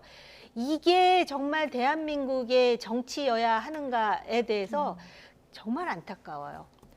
그러니까요. 가을 정기국회도 중요한 일정들 이제 소화해야 되는데 이재명 대표 단식이 길어지게 되면 여론은 어떻게 움직일 거라고 예상하십니까? 여론 추이가 좋아질 리가 별로 없다고 보여지거든요. 우선 기본적으로 보면 아까 말씀이 나왔습니다만 김남국 부분에 대해서 최소한 민주당의 세 사람, 그 송기현, 이수진, 그다음에 김혜재 이 세 사람이 하나같이 이 붓자를 던졌다라고 하는 것이 국민들 보기에는 최소한 그 가결이 되더라도 본회의에서 부결될 가능성도 있는 거고요. 이제 그런 의미에서 또 그런 것 자체도 이재명 대표가 하나 입김을 불어넣어서 그런 식으로 했다는 것에 대한 실망감이 있을 것 같습니다. 어쨌든 윤리적으로 또 겸직 위반이라고 하는 것들이 어느 정도 보여지는 어떤 김남국 부분에 대해서 감사 않았다는 측면, 그리고 또 실제적으로 국민들이 많은 부분이 후쿠시마 오염수가 정상이 아니다, 깨름직하다, 문제가 있다라고 느끼지만 그럼에도 불구하고 이재명 대표가 쓰는 워딩은 너무 세다. 네. 뭐 핵폐수라든지 또 뭐 이렇게 최근에 뭐 또 무슨 뭐 장시 개명을 해서 뭐 청정수라니 이렇게 얘기하는 것은 너무 조롱거리다. 그러니까 실제로 국민들은 현 정부가 지나치게 일본의 저자세라고 하는 것도 불만인 거고 그것이 다 국민들은 알고 있고 감안한단 말이죠. 이제 그럼에도 불구하고 그것들을 정말 조금 뭐랄까 무게 있게 국민들의 어떤 정서 속에서 녹아내지를 못하고 아주 그냥 선동적으로 너무 첨예하게 이렇게 가져가는 것도 국민들로부터 바람직하게 느끼지 못하는 부분이 있기 때문에 또 오늘 저녁에 여러 가지 국회에 많은 뭐 동원령을 내렸습니다만 생각보다 그렇게 많은 사람이 온 것 같지 않아요. 이제 그런 것들이 아마 비명계 의원들도 보고 있을 겁니다. 언제까지 이재명 대표 개인의 리스크를 가지고 전체 당이 말하자면 줄 세우기를 하고 뭐 일부 장경태 의원은 동조 단식을 하겠다고 하는데 당시 또 단식처럼 했으면 좋겠어요. 어제 진영만 하더라도 단식을 하다가 잘 때는 또 안으로 들어가서 잤거든요. 왜 안으로 들어가니까 경호 문제 때문에 그렇다고 얘기를 해요. 그러면 안에 들어가서 밥을 먹는지 안 먹는지, 옛날에 김성태 의원이 단식할 때는 CCTV까지 카메라까지 다 해서 전혀 뭘 먹는지조차도 다 공개하면서 했단 말이죠. 그러니까 뭘 하더라도 진정성 있게 해야 되는데 이것은 뭐 단식을 하는 건지 그냥 쇼를 하는 건지 뭘 먹는 건지 도저히 알려주지 않고 그야말로 살날 출석하는 것도 출석할 뜻이 있어서 그런 건지 안 가기 위해서 명분 쌓기를 하는 건지, 그러니까 전체적으로 이것이 국민들이 봤을 때 이게 명쾌하지 않다라고 라고 하는 것이 좋은 결론으로 나올 리가 없다. 저는 그렇게 보입니다. 네. 정부의 여러 악재가 있어도 좀 야당이 반사 이익을 가져가지 못하고 있다는 얘기 해주셨고, 또 이재명 대표 사법 리스크가 큰데도 여당이 또 그 이익을 가져가지도 못하는 이런 상황이 지금 계속 반복되고 있는데, 어쨌든 단식 끝날 때는 이제 출구 전략 얘기가 나오지 않습니까? 오늘 민주당 대변인이 이 출구 전략, 그 공은 윤석열 대통령에게 넘어갔다 이런 얘기를 했는데, 오늘 윤석열 대통령이 국립외교원 60주년 기념식 여기 참석해서 한 발언을 보면 글쎄요, 그 손을 내밀 것 같지는 않아 보이는데요. 어떻게 전망하십니까? 네, 안 내밀 것 같아요. 이미 네. 반사, 거부한 것 같다라는 느낌이 드는데요.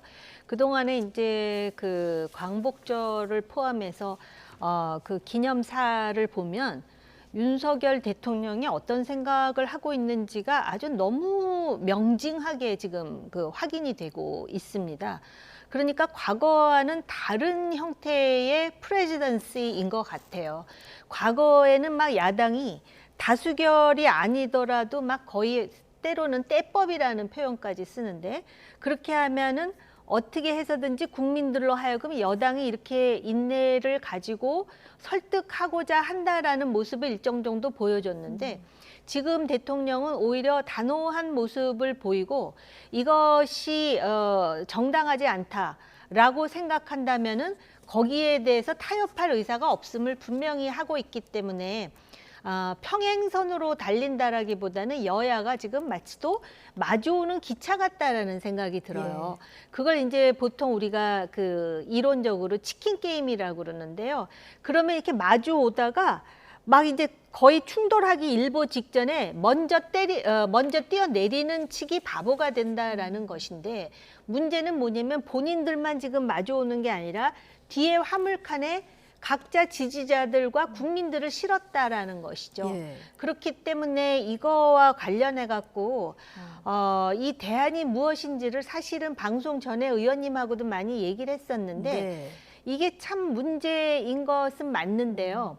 맞는데 지금 서로가 조금의 양보도 없고, 아마 야당에서는 공을 넘겼으니까 뭔가 공을 던져주기를 바라는 것 같은데, 제가 볼 때는 그런 기대를 안 하고 대안을 찾는 게 맞을 거라고 생각하고, 야당이 그런 차원에서 오버하는 일은 좀 안 하는 게 맞지 않나 이런 생각도 들어요. 예. 기대하지 말고 다른 방안을 찾아야 된다는 말씀이신데, 그런데 이재명 대표가 출구 전략을 찾으려고 해도요, 어제 그 요구 사항을 보면은 뭐 한 가지를 딱 지정한 것이 아니라 뭐 후쿠시마 오염수 반대를 천명하라던가 아니면 개각이라던가 국정쇄신 이런 부분까지 요구를 한 상황이라서요. 좀 추상적이고 어렵기도 해서. 그런 면에서 보면 이미 이재명 대표가 그 윤석열 대통령이 이거 하지 않을 걸 알고 하는 거 아닌가, 이제 그런 문제가 있는 거예요. 자, 과거의 단식은 예컨대 어떤 법을 통과시키기라든지, 뭐 김성태 그 의원이 한 것처럼 뭐 특검을 관철시킨다든지, 명확하게 대중과 지지자들이 따라갈 만한 명분을 딱 하나 걸고 깃발을 드는 거거든요. 근데 지금 뭐 한 번도 뭐 윤 대통령 입장에서 생각하지도 않는 뭐 여러 가지 파트너로도 여겨지지도 않고, 또 그렇다고 해서 뭐 소위 문재인 대통령 시절에도 그런 얘기가 있었지 않습니까? 뭐 후쿠시마 이거는 일본 정부의 고유 권한이다 이렇게 생각하는 그것이 그냥 외교가의 정설인 것처럼 돼 있는 상태에서 그걸 다시 요구한다든지, 이제 그런 면에서 오늘 답을 줬죠. 이미 윤 대통령은 거기에 대해서 내가 전혀 경청할 이유가 없다라고 하는 답을 주신 거예요. 이제 그렇다면 그런 면에서 무시당한 어떤 명분으로, 또 명확하지 않는, 또 단결할 만한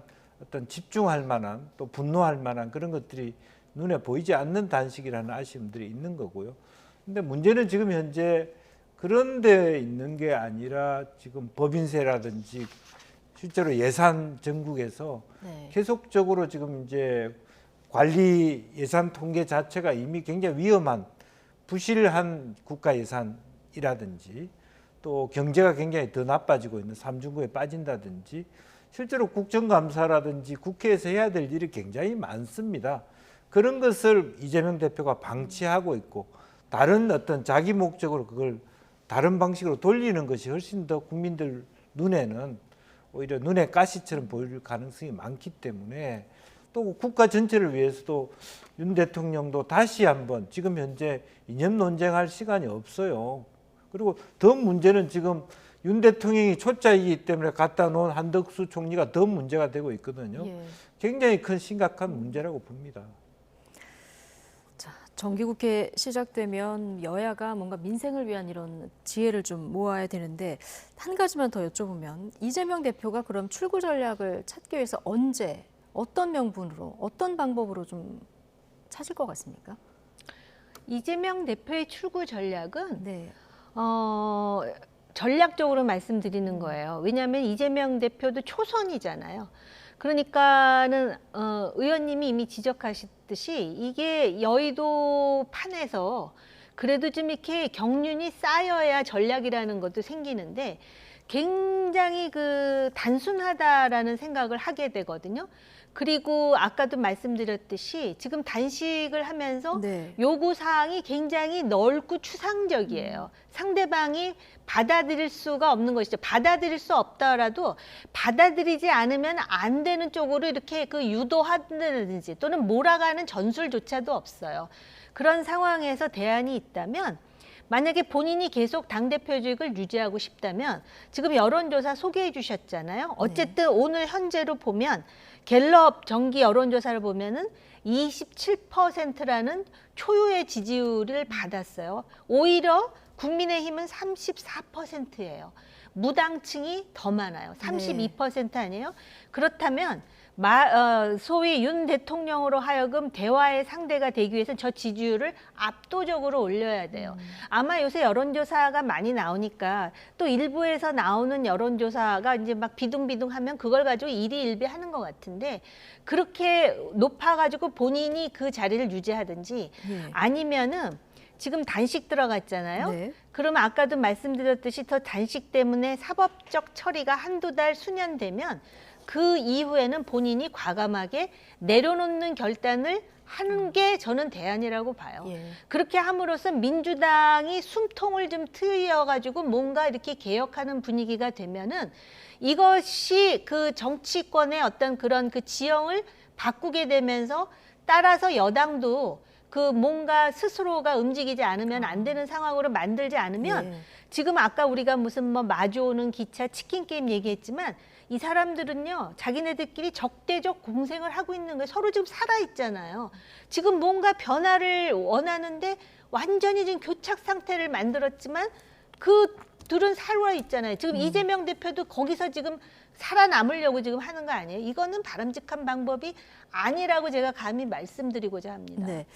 여론을 압도적으로 이기거나 아니면 적당한 시점에 대표직을 사퇴해서 민주당에 좀 숨통을 트여주는 것이 방법이다 이런 얘기를 해주셨는데요. 자, 앞서 그 정기국회 야당의 시간이다 이런 얘기 해주셨는데 오늘 일정도 다 합의가 됐습니다. 네. 당장 다음 주에 이제 대정부 질문이 시작이 되고요. 10월에는 국정감사도 예정이 돼 있는데 지금 뭐 곳곳에 여야가 대치하는 현안들이 굉장히 많지 않습니까? 네. 어떻게 될 것이라고 전망하십니까? 사실은 뭐 그런 의미에서 국정감사는 야당의 시간이고 굉장히 유리한 부분이고 또 실제적으로 그 국민의힘은 대통령을 위해서라도 절반 정도의 승리를 가져와야 된다는 긴장감이 있습니다. 근데 경기도를 비롯해서 수도권이 그렇게 호락호락하지 않거든요. 근데 그런 의미에서 그 민주당이 주도를 하는 어떤 국정감사 될 수 있어야 되는데 그동안에 민주당이 갖고 온 이미지가 김남국 이미지부터 전부 다 그 질문 자체를 철저하게 잘 준비 없이 해서 오히려 엎어치기를 당하는 뭐 한동훈 장관한테 몇 번 도전해서 몇 번 다 당하는 그런 수보들을 많이 겪고 있어요. 그래서 이번에는 정말 국민들이 물어보고 싶은 것 또 국민들을 위해서 해결될 수 있는 것 위주로 알뜰하게 팀별로 상임위별로 이렇게 철저하게 준비를 해야 되는데 오히려 국정 말하자면 새로운 출발의 어떤 9월 첫날부터 당대표가 다 공부하는 사람 끌어모아서 자기 집 앞에서 집회하라고 얘기하는 부분이 이제 그런 것들이 오히려 더 말하자면 그 국정감사가 지니고 있는 야당의 어떤 그 매력, 힘의 어떤 결집을 방해하는 요소가 되지 않느냐. 이제 그런 부분이 되기 때문에 오히려 그런 면에서 빨리 이것을 터닝하는 그런 계기로 삼아야 된다. 그렇게 생각이 듭니다. 네. 일단 정기국회에서 뭐 대정부 질문도 그렇고 국정감사도 마찬가지인데 홍범도 장군 흉상 이전 문제를 포함해서 이제 이념 문제라던가 후쿠시마 오염수 방류 문제, 뭐 야당이 적극적으로 지금 다룰 것 같은 분위기인데요. 자, 정기국회 전망 정호김 전 의원께서는 어떻게 하십니까? 지금 뭐 그 각 대표 연설도 그렇고요. 완전히 뭐 전장이 될 것 같아요. 네. 그리고 이 홍범도 장군 그 흉상 문제는 이게 사실은 지금 이 문제를 가지고 우리가 이렇게 비생산적이고 불필요한 논란을 거쳐야 되는지 저는 개인적으로 잘 모르겠습니다. 그리고 역사에 제가 과문해서 과연 진짜 홍범도 장군이 자유시 참변에 얼마나 개입했는지에 대해서도 저는 잘 모르겠어요. 그런데 우리가 근현대사로부터 정말 아주 100% 순수하게 깨끗하게 자신 있을 사람이 몇이나 되는지 그것도 그렇고요. 따라서 이 후쿠시마 문제는 또 야당이 그 소위 정부와 여당을 또 공격하는 주요 소재로 삼을 텐데요. 과학의 문제로 보면은 당장 그 후쿠시마의 오염수가 지금 우리나라로 들어오는 상황은 아니지 않습니까? 그리고 정부로서는 이 후쿠시마 오염수에 더해서 국가의 국익이라든지 또는 뭐 한미 관계라든지 한일 관계라든지 한미일 관계라든지 여러 가지 변수가 고려됐겠죠. 근데 아직까지도 야당이 저런 공세를 편다라는 건 어떻게 보면 무책임하죠. 왜냐하면 일단 방류를 지금 시작했는데 그 다음에 국민을 위해서 뭘 할 것인지를 생각해야 더 양심 있는 일 아닌가라는 생각이 들고요. 정부도 아직까지 여론이 걱정하는 여론이 3분의 2 정도 된다는 것 아닙니까? 저희 여론조사 오늘 준비한 게 네. 있는데 한번 보여주실까요? 오늘 갤럽에서 이 오염수 방류와 관련해서 국민들의 인식을 굉장히 다양한 질문으로 했더라고요. 일단 수산물 오염이 걱정되십니까? 이런 질문에는 걱정된다가 75, 걱정되지 않는다가 22%고요. 이걸 보수층으로 좁히면 58%가 걱정된다. 국민의힘 지지층으로 좁혀도 46% 정도가 걱정된다. 자, 이렇게 결과치가 나왔기 때문에 국민 불안감 달래기 위한 정부의 설득 노력은 앞으로도 계속 필요해 보이는 대목이에요. 그렇습니다. 그러니까 단순한 설득뿐만 아니라 실제로 알프스라고 하는 그 어떤 그 여과 장치 자체가 정말 정상적으로 작동되는지 또 일본 해협부터 우리나라 해협까지를 조금 더 모니터링을 촘촘히 하는 부분. 원체 도쿄 전력에 대한 신뢰도가 떨어져 있습니다. 이제 그런 부분에 대해서 더 경각심을 가지고 우리 정부가 뭐 무슨 뭐 과학이다 아니다 그렇게 말씀하실 것이 아니라 국민의 우려가 있다라고 하는 부분들을 정확하게 잊지 말고 또 그런 태도를 가져갔으면 좋겠다는 생각이 듭니다. 예. 자, 이걸 오염수 방류로 해양수산물이 오염될 가능성이 있냐 없냐, 그리고 수산물 먹기가 꺼려지냐 아니냐, 질문을 이렇게 여러 가지로 바꿔도 국민 불안감이 감지되는 여론조사가 나왔는데, 그런데 오늘 정부에서 이런 여론조사가 조금 객관적으로 문항을 구성해야 되는 거 아니냐 이런 지적이 나왔고요. 한덕수 총리도 과학적인 기준을 좀 물어야 된다 이런 지적이 나왔는데 이렇게 보완할 필요가 좀 있다고 보십니까? 그러니까 이제 정부에서 총리도 그렇고 장관도 그렇고 말하는 거 보면 우리가 왜 이렇게 열심히 하는데 그걸 못 알아주십니까? 라고 지금 막 억울해하는 듯한 느낌을 받는데요. 아까 이제 과학의 문제를 얘기했잖아요. 그런데 그거는 분명합니다. 지금 과학적으로 뭐 미국도 지지한다 그러고 뭐 유럽연합에서도 동의한다라는 입장을 밝혔다고 하는데요. 이 오염수를 어쨌든 처리해서 방류하는 거는 인류 역사상 처음 가는 길이기 때문에 이것에 대해서 안심하라고 강요한다 해서 내 마음이 안심하라라고 얘기하면 안심이 되는 건 아니지 않겠습니까? 그런데다가 그거 아십니까? 우리나라가 원자력에 있어서 선진국인데요. 아직까지도 그 폐연료봉이요. 그 어떤 그 제도화된 또는 시스템화된 저장 장치에 이렇게 보관이 돼 있는 게 아니라 저수조에 그냥 있어요. 그럴 뿐만 아니라 저준위 폐기물과 같은 경우에도 저준위라는 게 뭐냐면은 뭐 실험하다 쓰는 고무장갑 같은 거 포함해서 전혀 오염의 위험이 없는데도 네. 부안에다가 저준위 폐기물과 관련해 갖고 저장 장치 만들려다가 얼마나 많은 부안 국민들의 저항을 받았습니까? 그거는 내 마음이 그렇다는데 네. 그렇기 때문에 아직까지도 더 설득을 하고 겸손한 마음으로 그 마음을 풀어주고 수산물과 관련해서 이렇게 안전하게 하겠습니다라는 신뢰를 주는 게 맞고요. 더군다나 우리가 잘못해가지고 지금 바닷물에 그 오염수 처리해가지고 버리는 거 아니지 않습니까? 대한민국은 아무 잘못도 안 했어요. 그리고 과학의 문제 이전에 이거 기후 변화라든지 여러 가지, 그러니까 지금 제가 말씀드리듯이 지금 3, 4년 내로 또 길게 봐서 한 5년, 10년까지는 뭐 그렇게 제가 볼 때도 크게 걱정을 해갖고 수산업을 하시는 분들에게 시름을 줄 필요는 없다고 보지만 그러나 이것이 이제 그 소위 기후 변화라든지 소위 그 원자력 발전소도 그렇게 사고가 날 거라고 상상을 못했다는 거 아닙니까? 그런 점에서 정부가 또는 과학자들이 철두철미하게 대비하고 있다라는 그런 안전의 문제가 아니라 안심의 문제라는 말도 하지 않습니까? 네. 그런 점에서 물론 열심히 노력하는 정부의 모습이 있지만 그거 갖고 부족하니까 보수층의 반도 지금 걱정된다라는 것 아니겠어요? 예. 국민이 주권자입니다. 알겠습니다. 억울하다라고 하기보다는 겸손한 마음으로 꾸준히 설득하는 자세가 필요하다라고 하셨고 앞서 야당도 국민을 위해서 좀 불안감을 덜 만한 이런 무책임하다라는 말씀을 드렸어요. 공유해 주셨습니다. 국회에서 여야가 좀 지혜를 모아봐야 될 시점이 아닌가 싶습니다. 정옥인, 김영주 전 지도위원 두 분과 함께했습니다. 고맙습니다.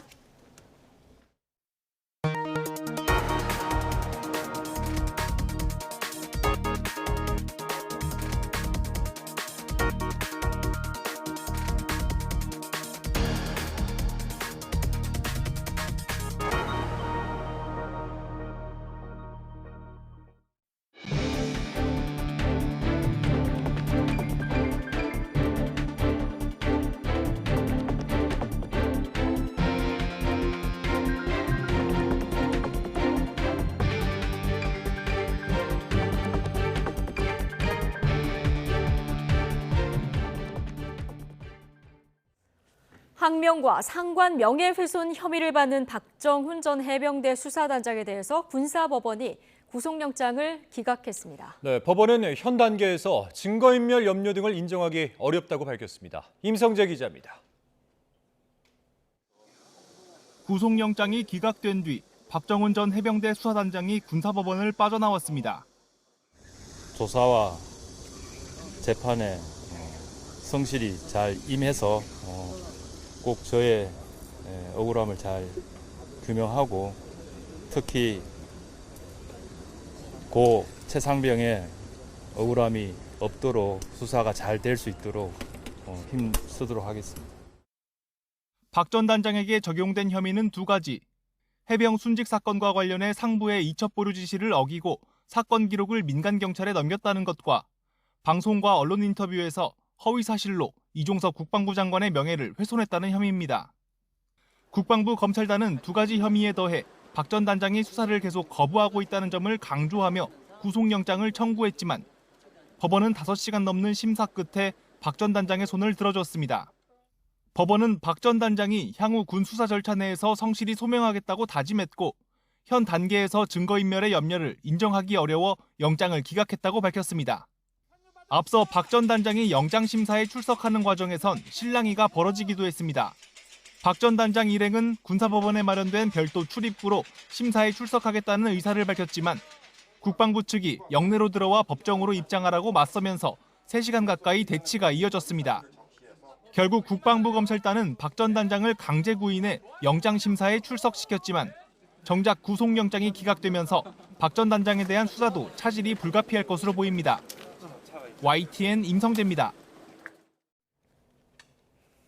8월에도 무역 수지가 흑자를 기록하며 석 달 연속 흑자 행진을 이어갔습니다. 최대 수출 품목인 반도체 경기가 개선되고 대중국 수출도 일단은 위축 우려에서 벗어난 모습을 보였습니다.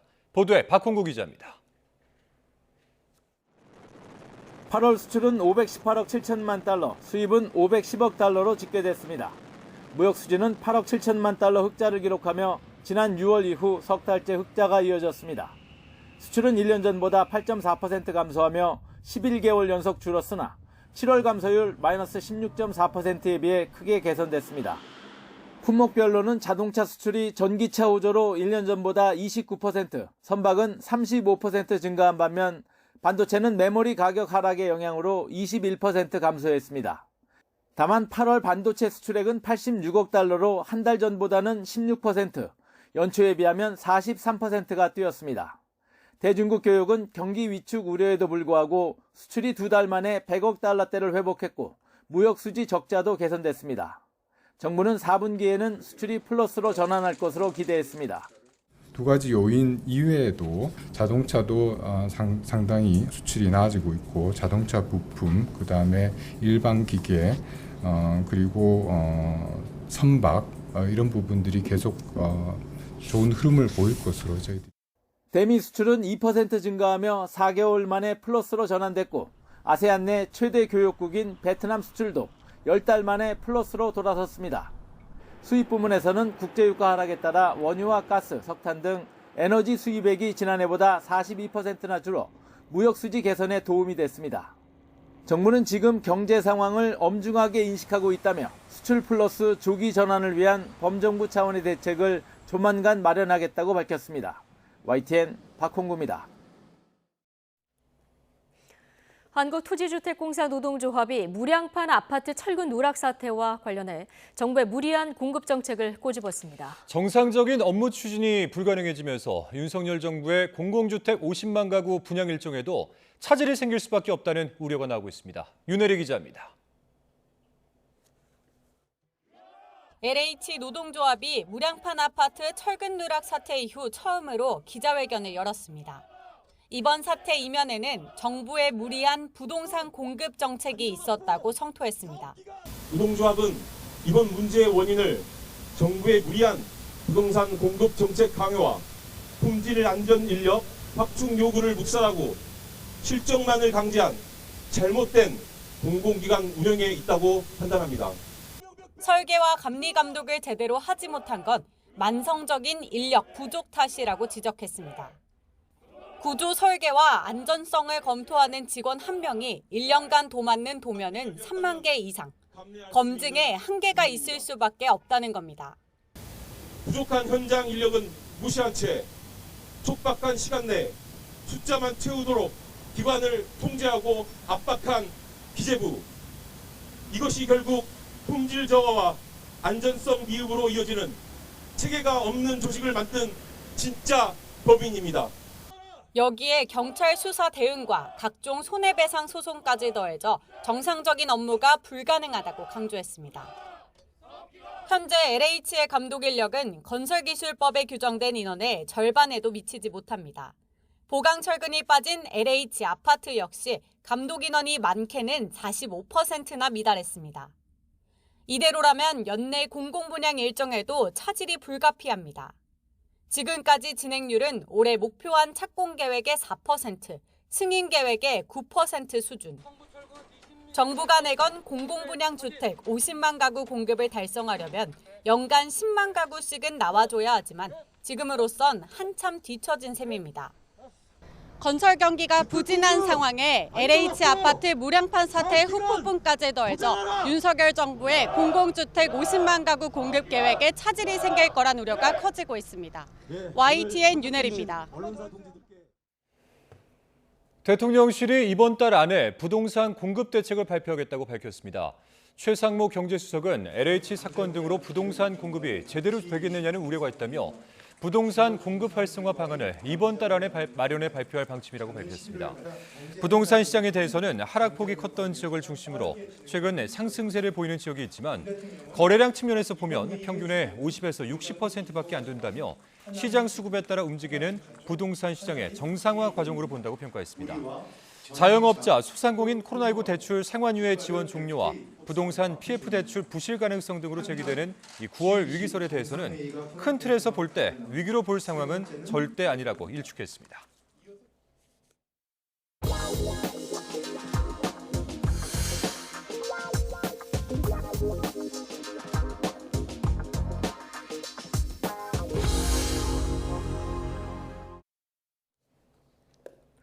아파트에서 추락해 숨진 현직 경찰이 사건 당일 마약을 투약했다고 당시 참석자가 진술한 것으로 알려졌습니다. 경찰은 정밀 검사 결과가 나와야 투약 여부를 판단할 수 있다는 입장인데 사건의 전모는 여전히 의문투성입니다. 정유진 기자입니다. 경찰은 지난달 27일 서울 용산에 있는 주상복합 아파트에서 A 경장이 떨어져 숨졌을 때 현장에 있었던 16명의 신원을 파악했습니다.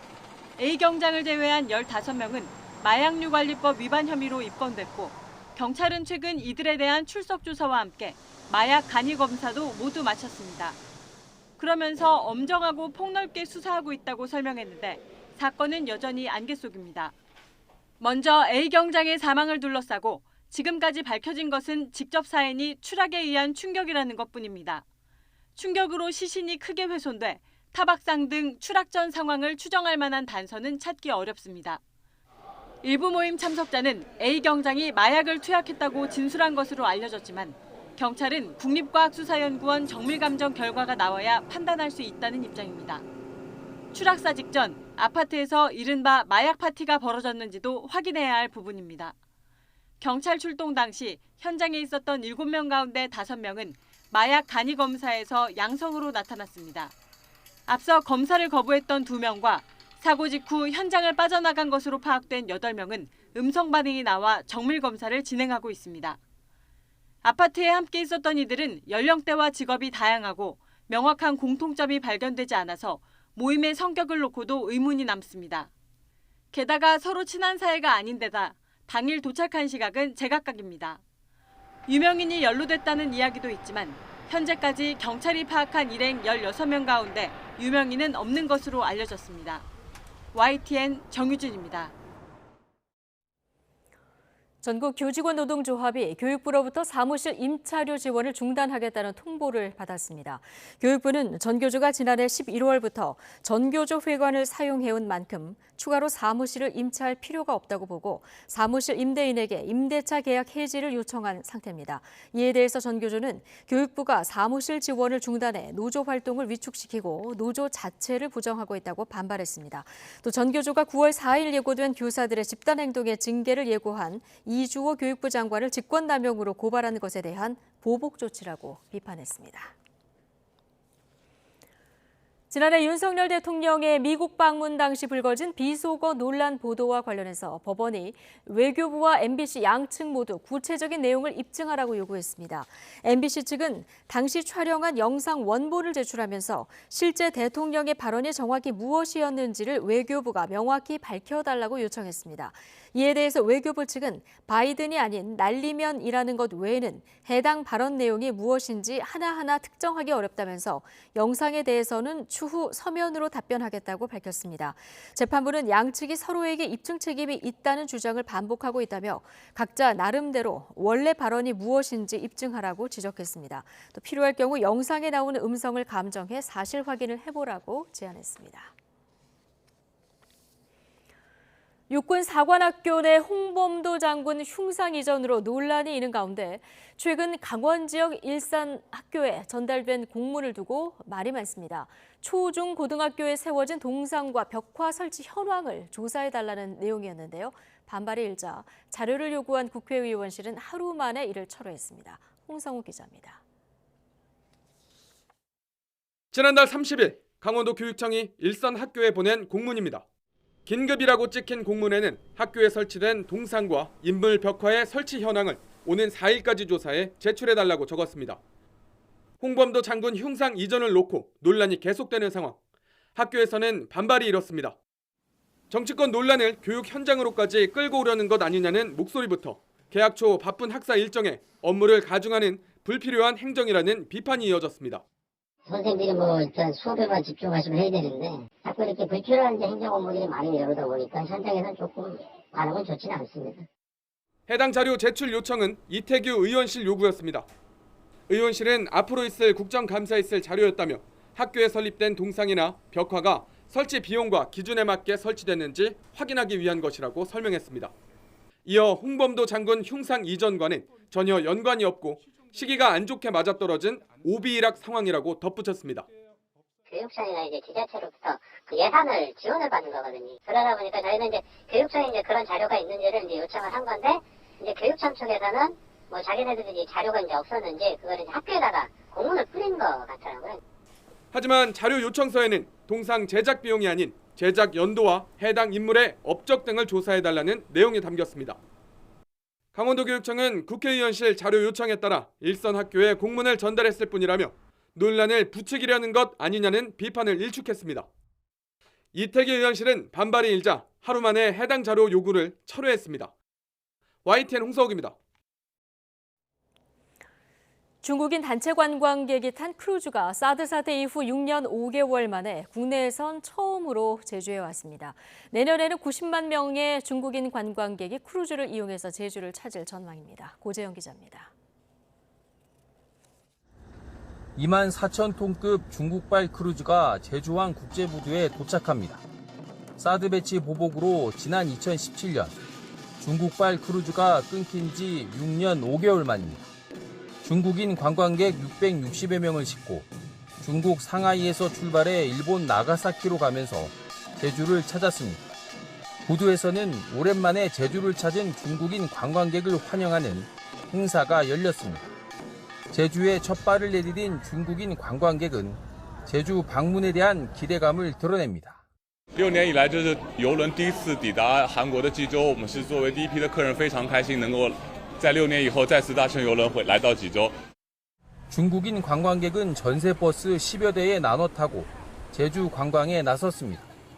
태풍 여파로 제주에 하루 더 머물면서 관광지와 면세점 등을 돌며 제주를 즐겼습니다. 크루즈 선사 측은 제주가 중국인에게 유명한 관광지라며 앞으로 제주 기항 횟수를 더 늘리기로 했습니다. 是韩国的夏威夷嘛，所以它是非常适合不同年龄阶段的旅客的这个需求。所以呢，我们的计划是不断增加这个在济州的停靠。 올해만 중국발 크루즈 82척이 제주에 기항할 예정이고 내년에는 330여 척, 90만 명의 중국인 관광객이 제주를 찾을 전망입니다.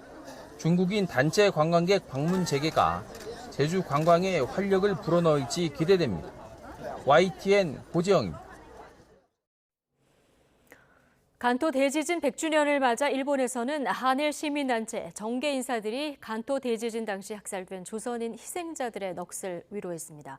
참석자들은 일본 정부가 역사를 직시하고 진상규명에 나서야 할 것을 촉구했지만 일본은 여전히 모르쇠로 일관하는 모습입니다. 도쿄에서 김세호 특파원입니다.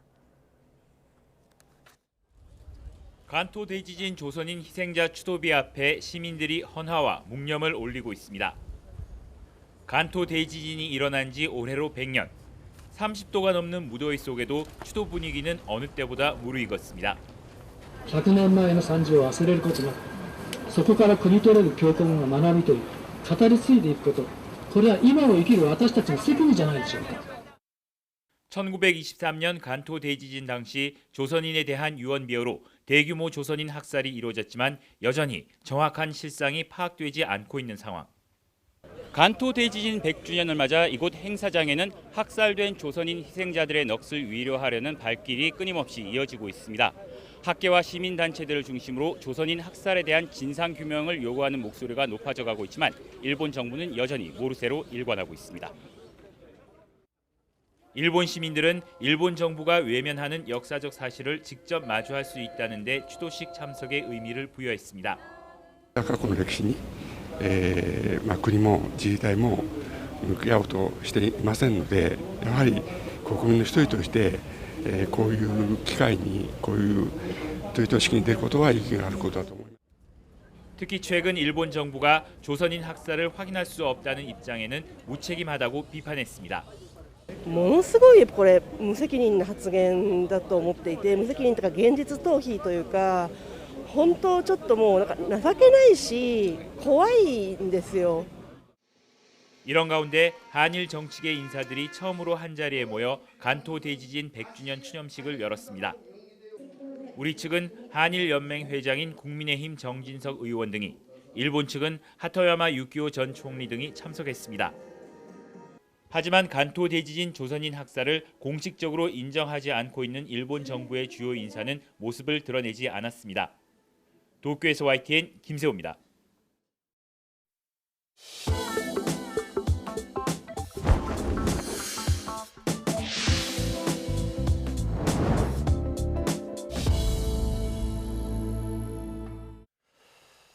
YTN은 업무 추진비와 공용 차량을 사적으로 쓴 한 소방서장과 관련한 의혹을 연속 보도했었는데요.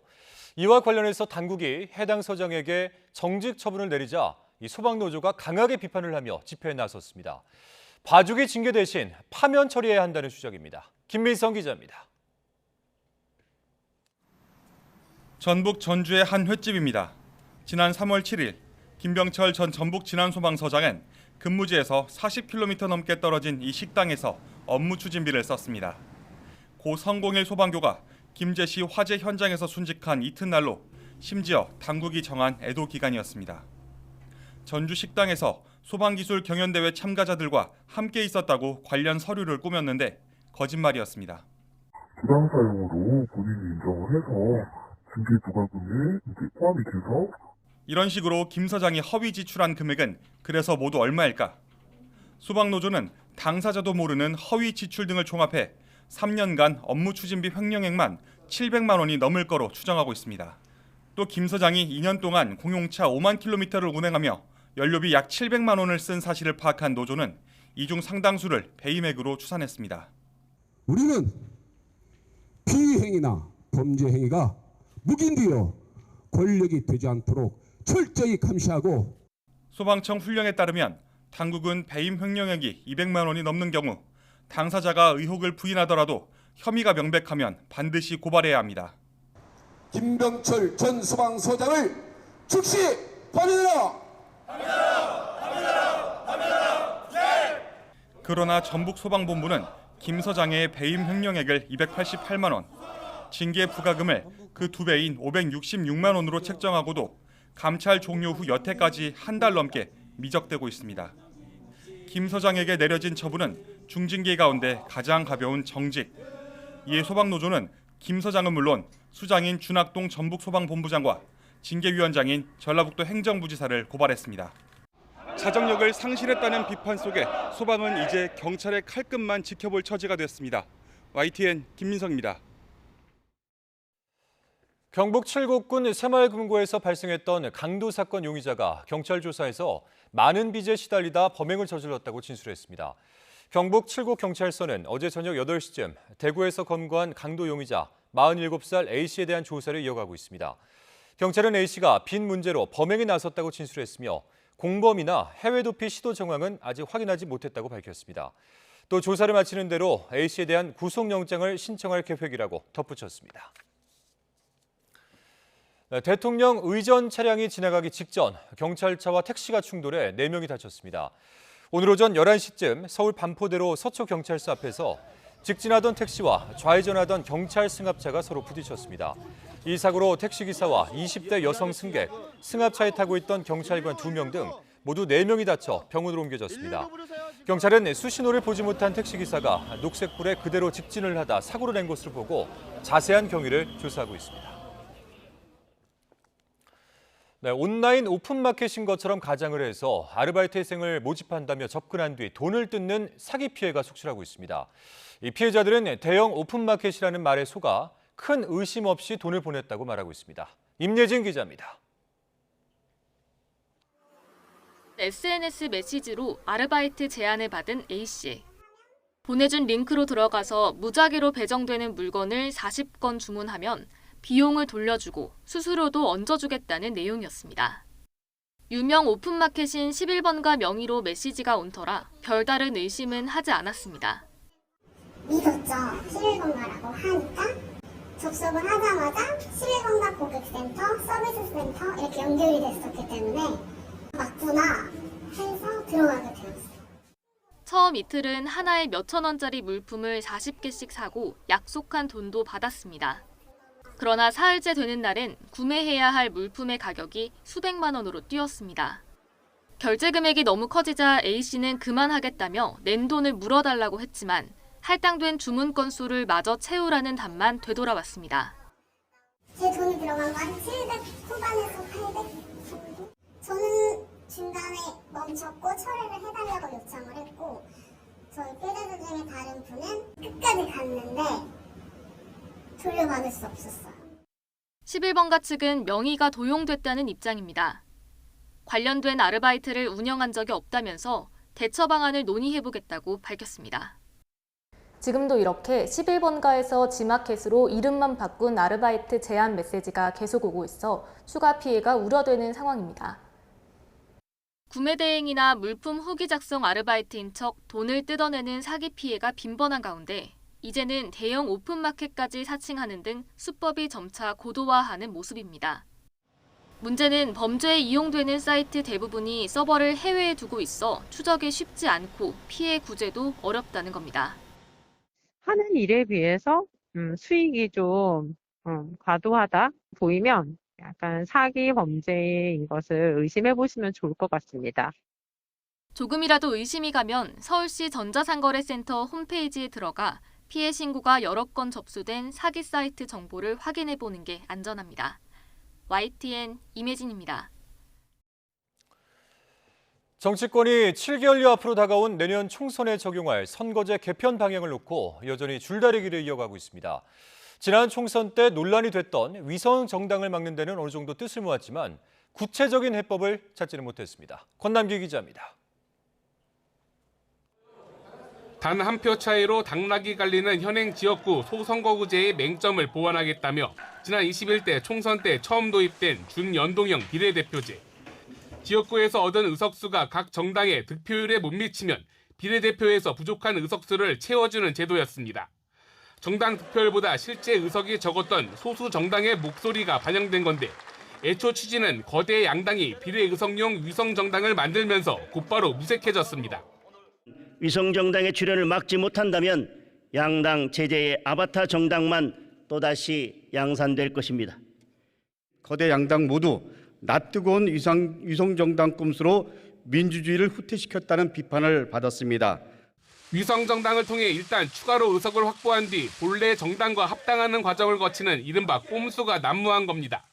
이렇다 보니 지난 총선은 각 정당의 실제 득표율과 의석수가 민주화 이후 가장 차이나는 선거로 기록됐습니다.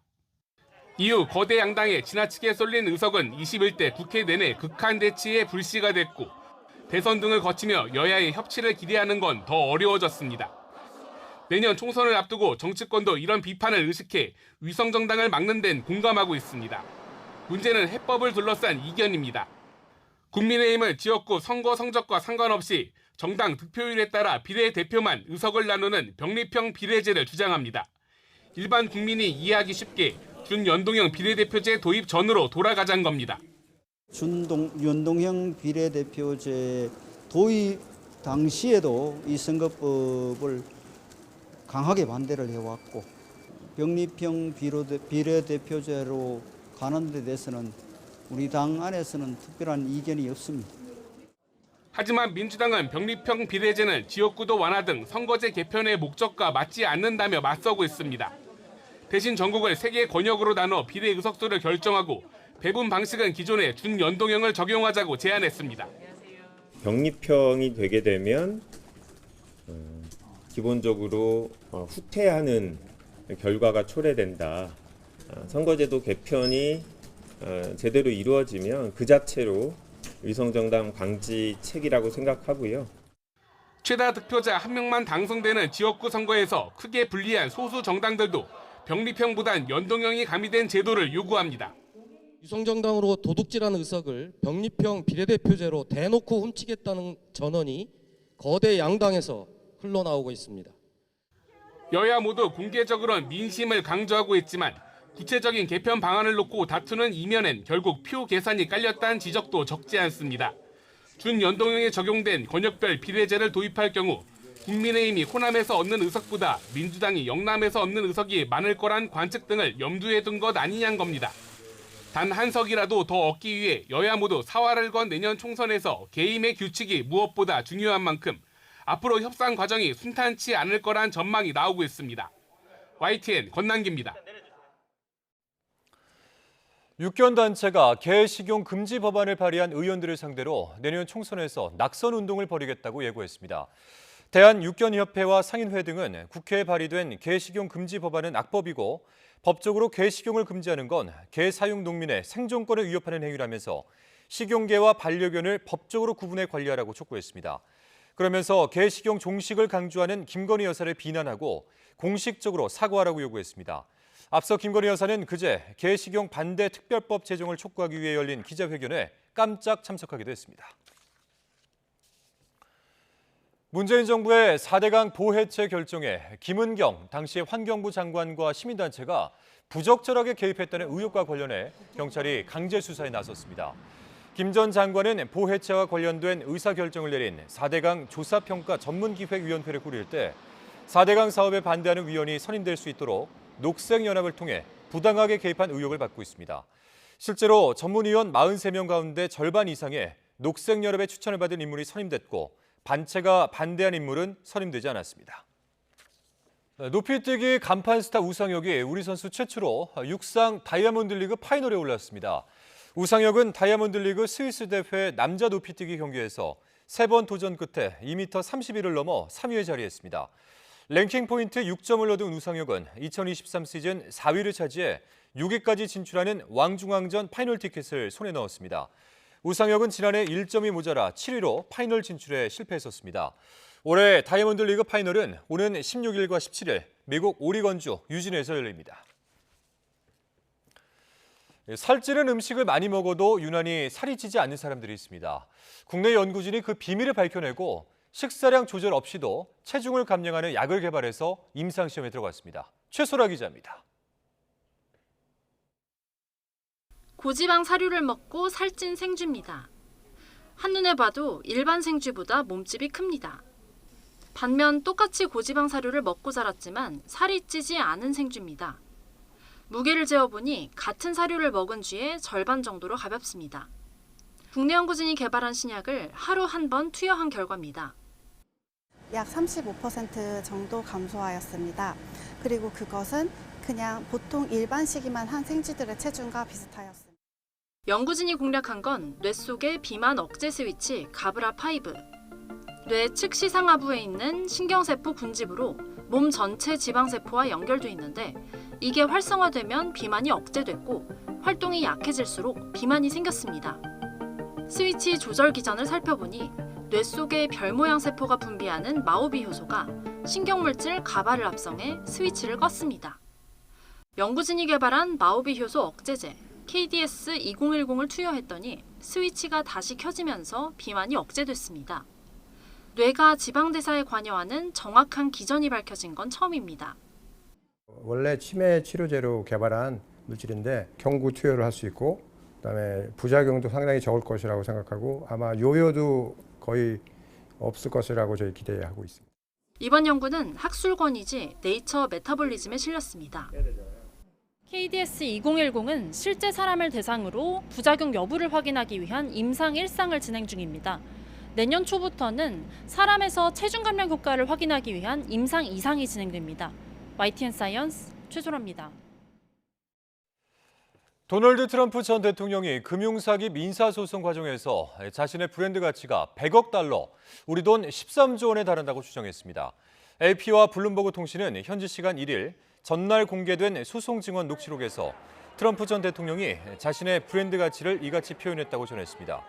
트럼프 전 대통령은 지난 4월 이루어진 이 선서 증언에서 자신의 이름은 최소 30억 달러, 우리 돈 4조 원의 가치가 있고 브랜드만 해도 아마 100억 달러에 해당할 것이라며 이는 자신이 가진 가장 가치 있는 자산이라고 말했습니다. 트럼프 전 대통령은 또 그 브랜드 덕분에 미국 대통령이 됐다며 자신은 이것이 세계에서 가장 핫한 브랜드라고 생각한다고 덧붙였습니다. 해외 도피 15년 만에 귀국한 탁신 친나와 태국 전 총리의 형량이 왕실 사면으로 크게 줄었습니다. 태국 왕실은 마하 와치랄롱권 태국 국왕이 8년을 받고 수감 중인 탁신 전 총리의 형량을 1년으로 감형했다고 밝혔습니다. 그러면서 이로 인해 탁신의 지식과 경험을 국가가 더 발전하는 데 사용할 수 있게 됐다고 덧붙였습니다.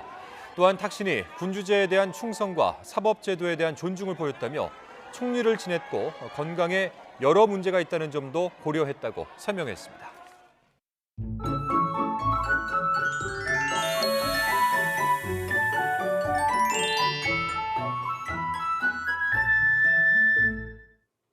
가을이 시작됐지만 낮에는 여전히 여름 기운이 남아 있습니다.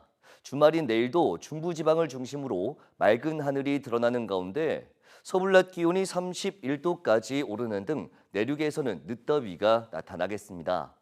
반면 남해안과 제주도를 중심으로는 오락가락 비가 내립니다. 특히 오전까지 돌풍과 벼락을 동반한 시간당 최고 60mm의 국지성 호우가 쏟아지겠고 강한 비와 함께 제주도에는 최고 200mm 이상, 남해안에도 120mm 이상의 많은 비가 내리는 곳이 있겠습니다. 피해가 발생할 가능성이 있는 만큼 대비 철저히 해주시기 바랍니다. 또 아침까지 안개가 매우 짙게 끼는 곳이 많겠고 제주도와 남해안에는 계속해서 너울성 파도가 높게 일겠습니다. 내일 아침 기온은 서울이 20도, 대전 19도, 광주 21도, 부산 24도로 예년과 비슷하거나 조금 낮아 선선하겠습니다. 전남 곳곳에 폭염주의보가 내려진 가운데 낮 기온은 서울 31도, 대전 30도, 광주 31도, 부산 28도로 예상됩니다. 휴일인 모레는 비가 내리는 지역이 더 많아질 것으로 보이는 만큼 발표되는 기상정보 참고해 주시기 바랍니다. 날씨 정보였습니다. 금요일 뉴스라이트 마치겠습니다. 함께해 주신 여러분 고맙습니다.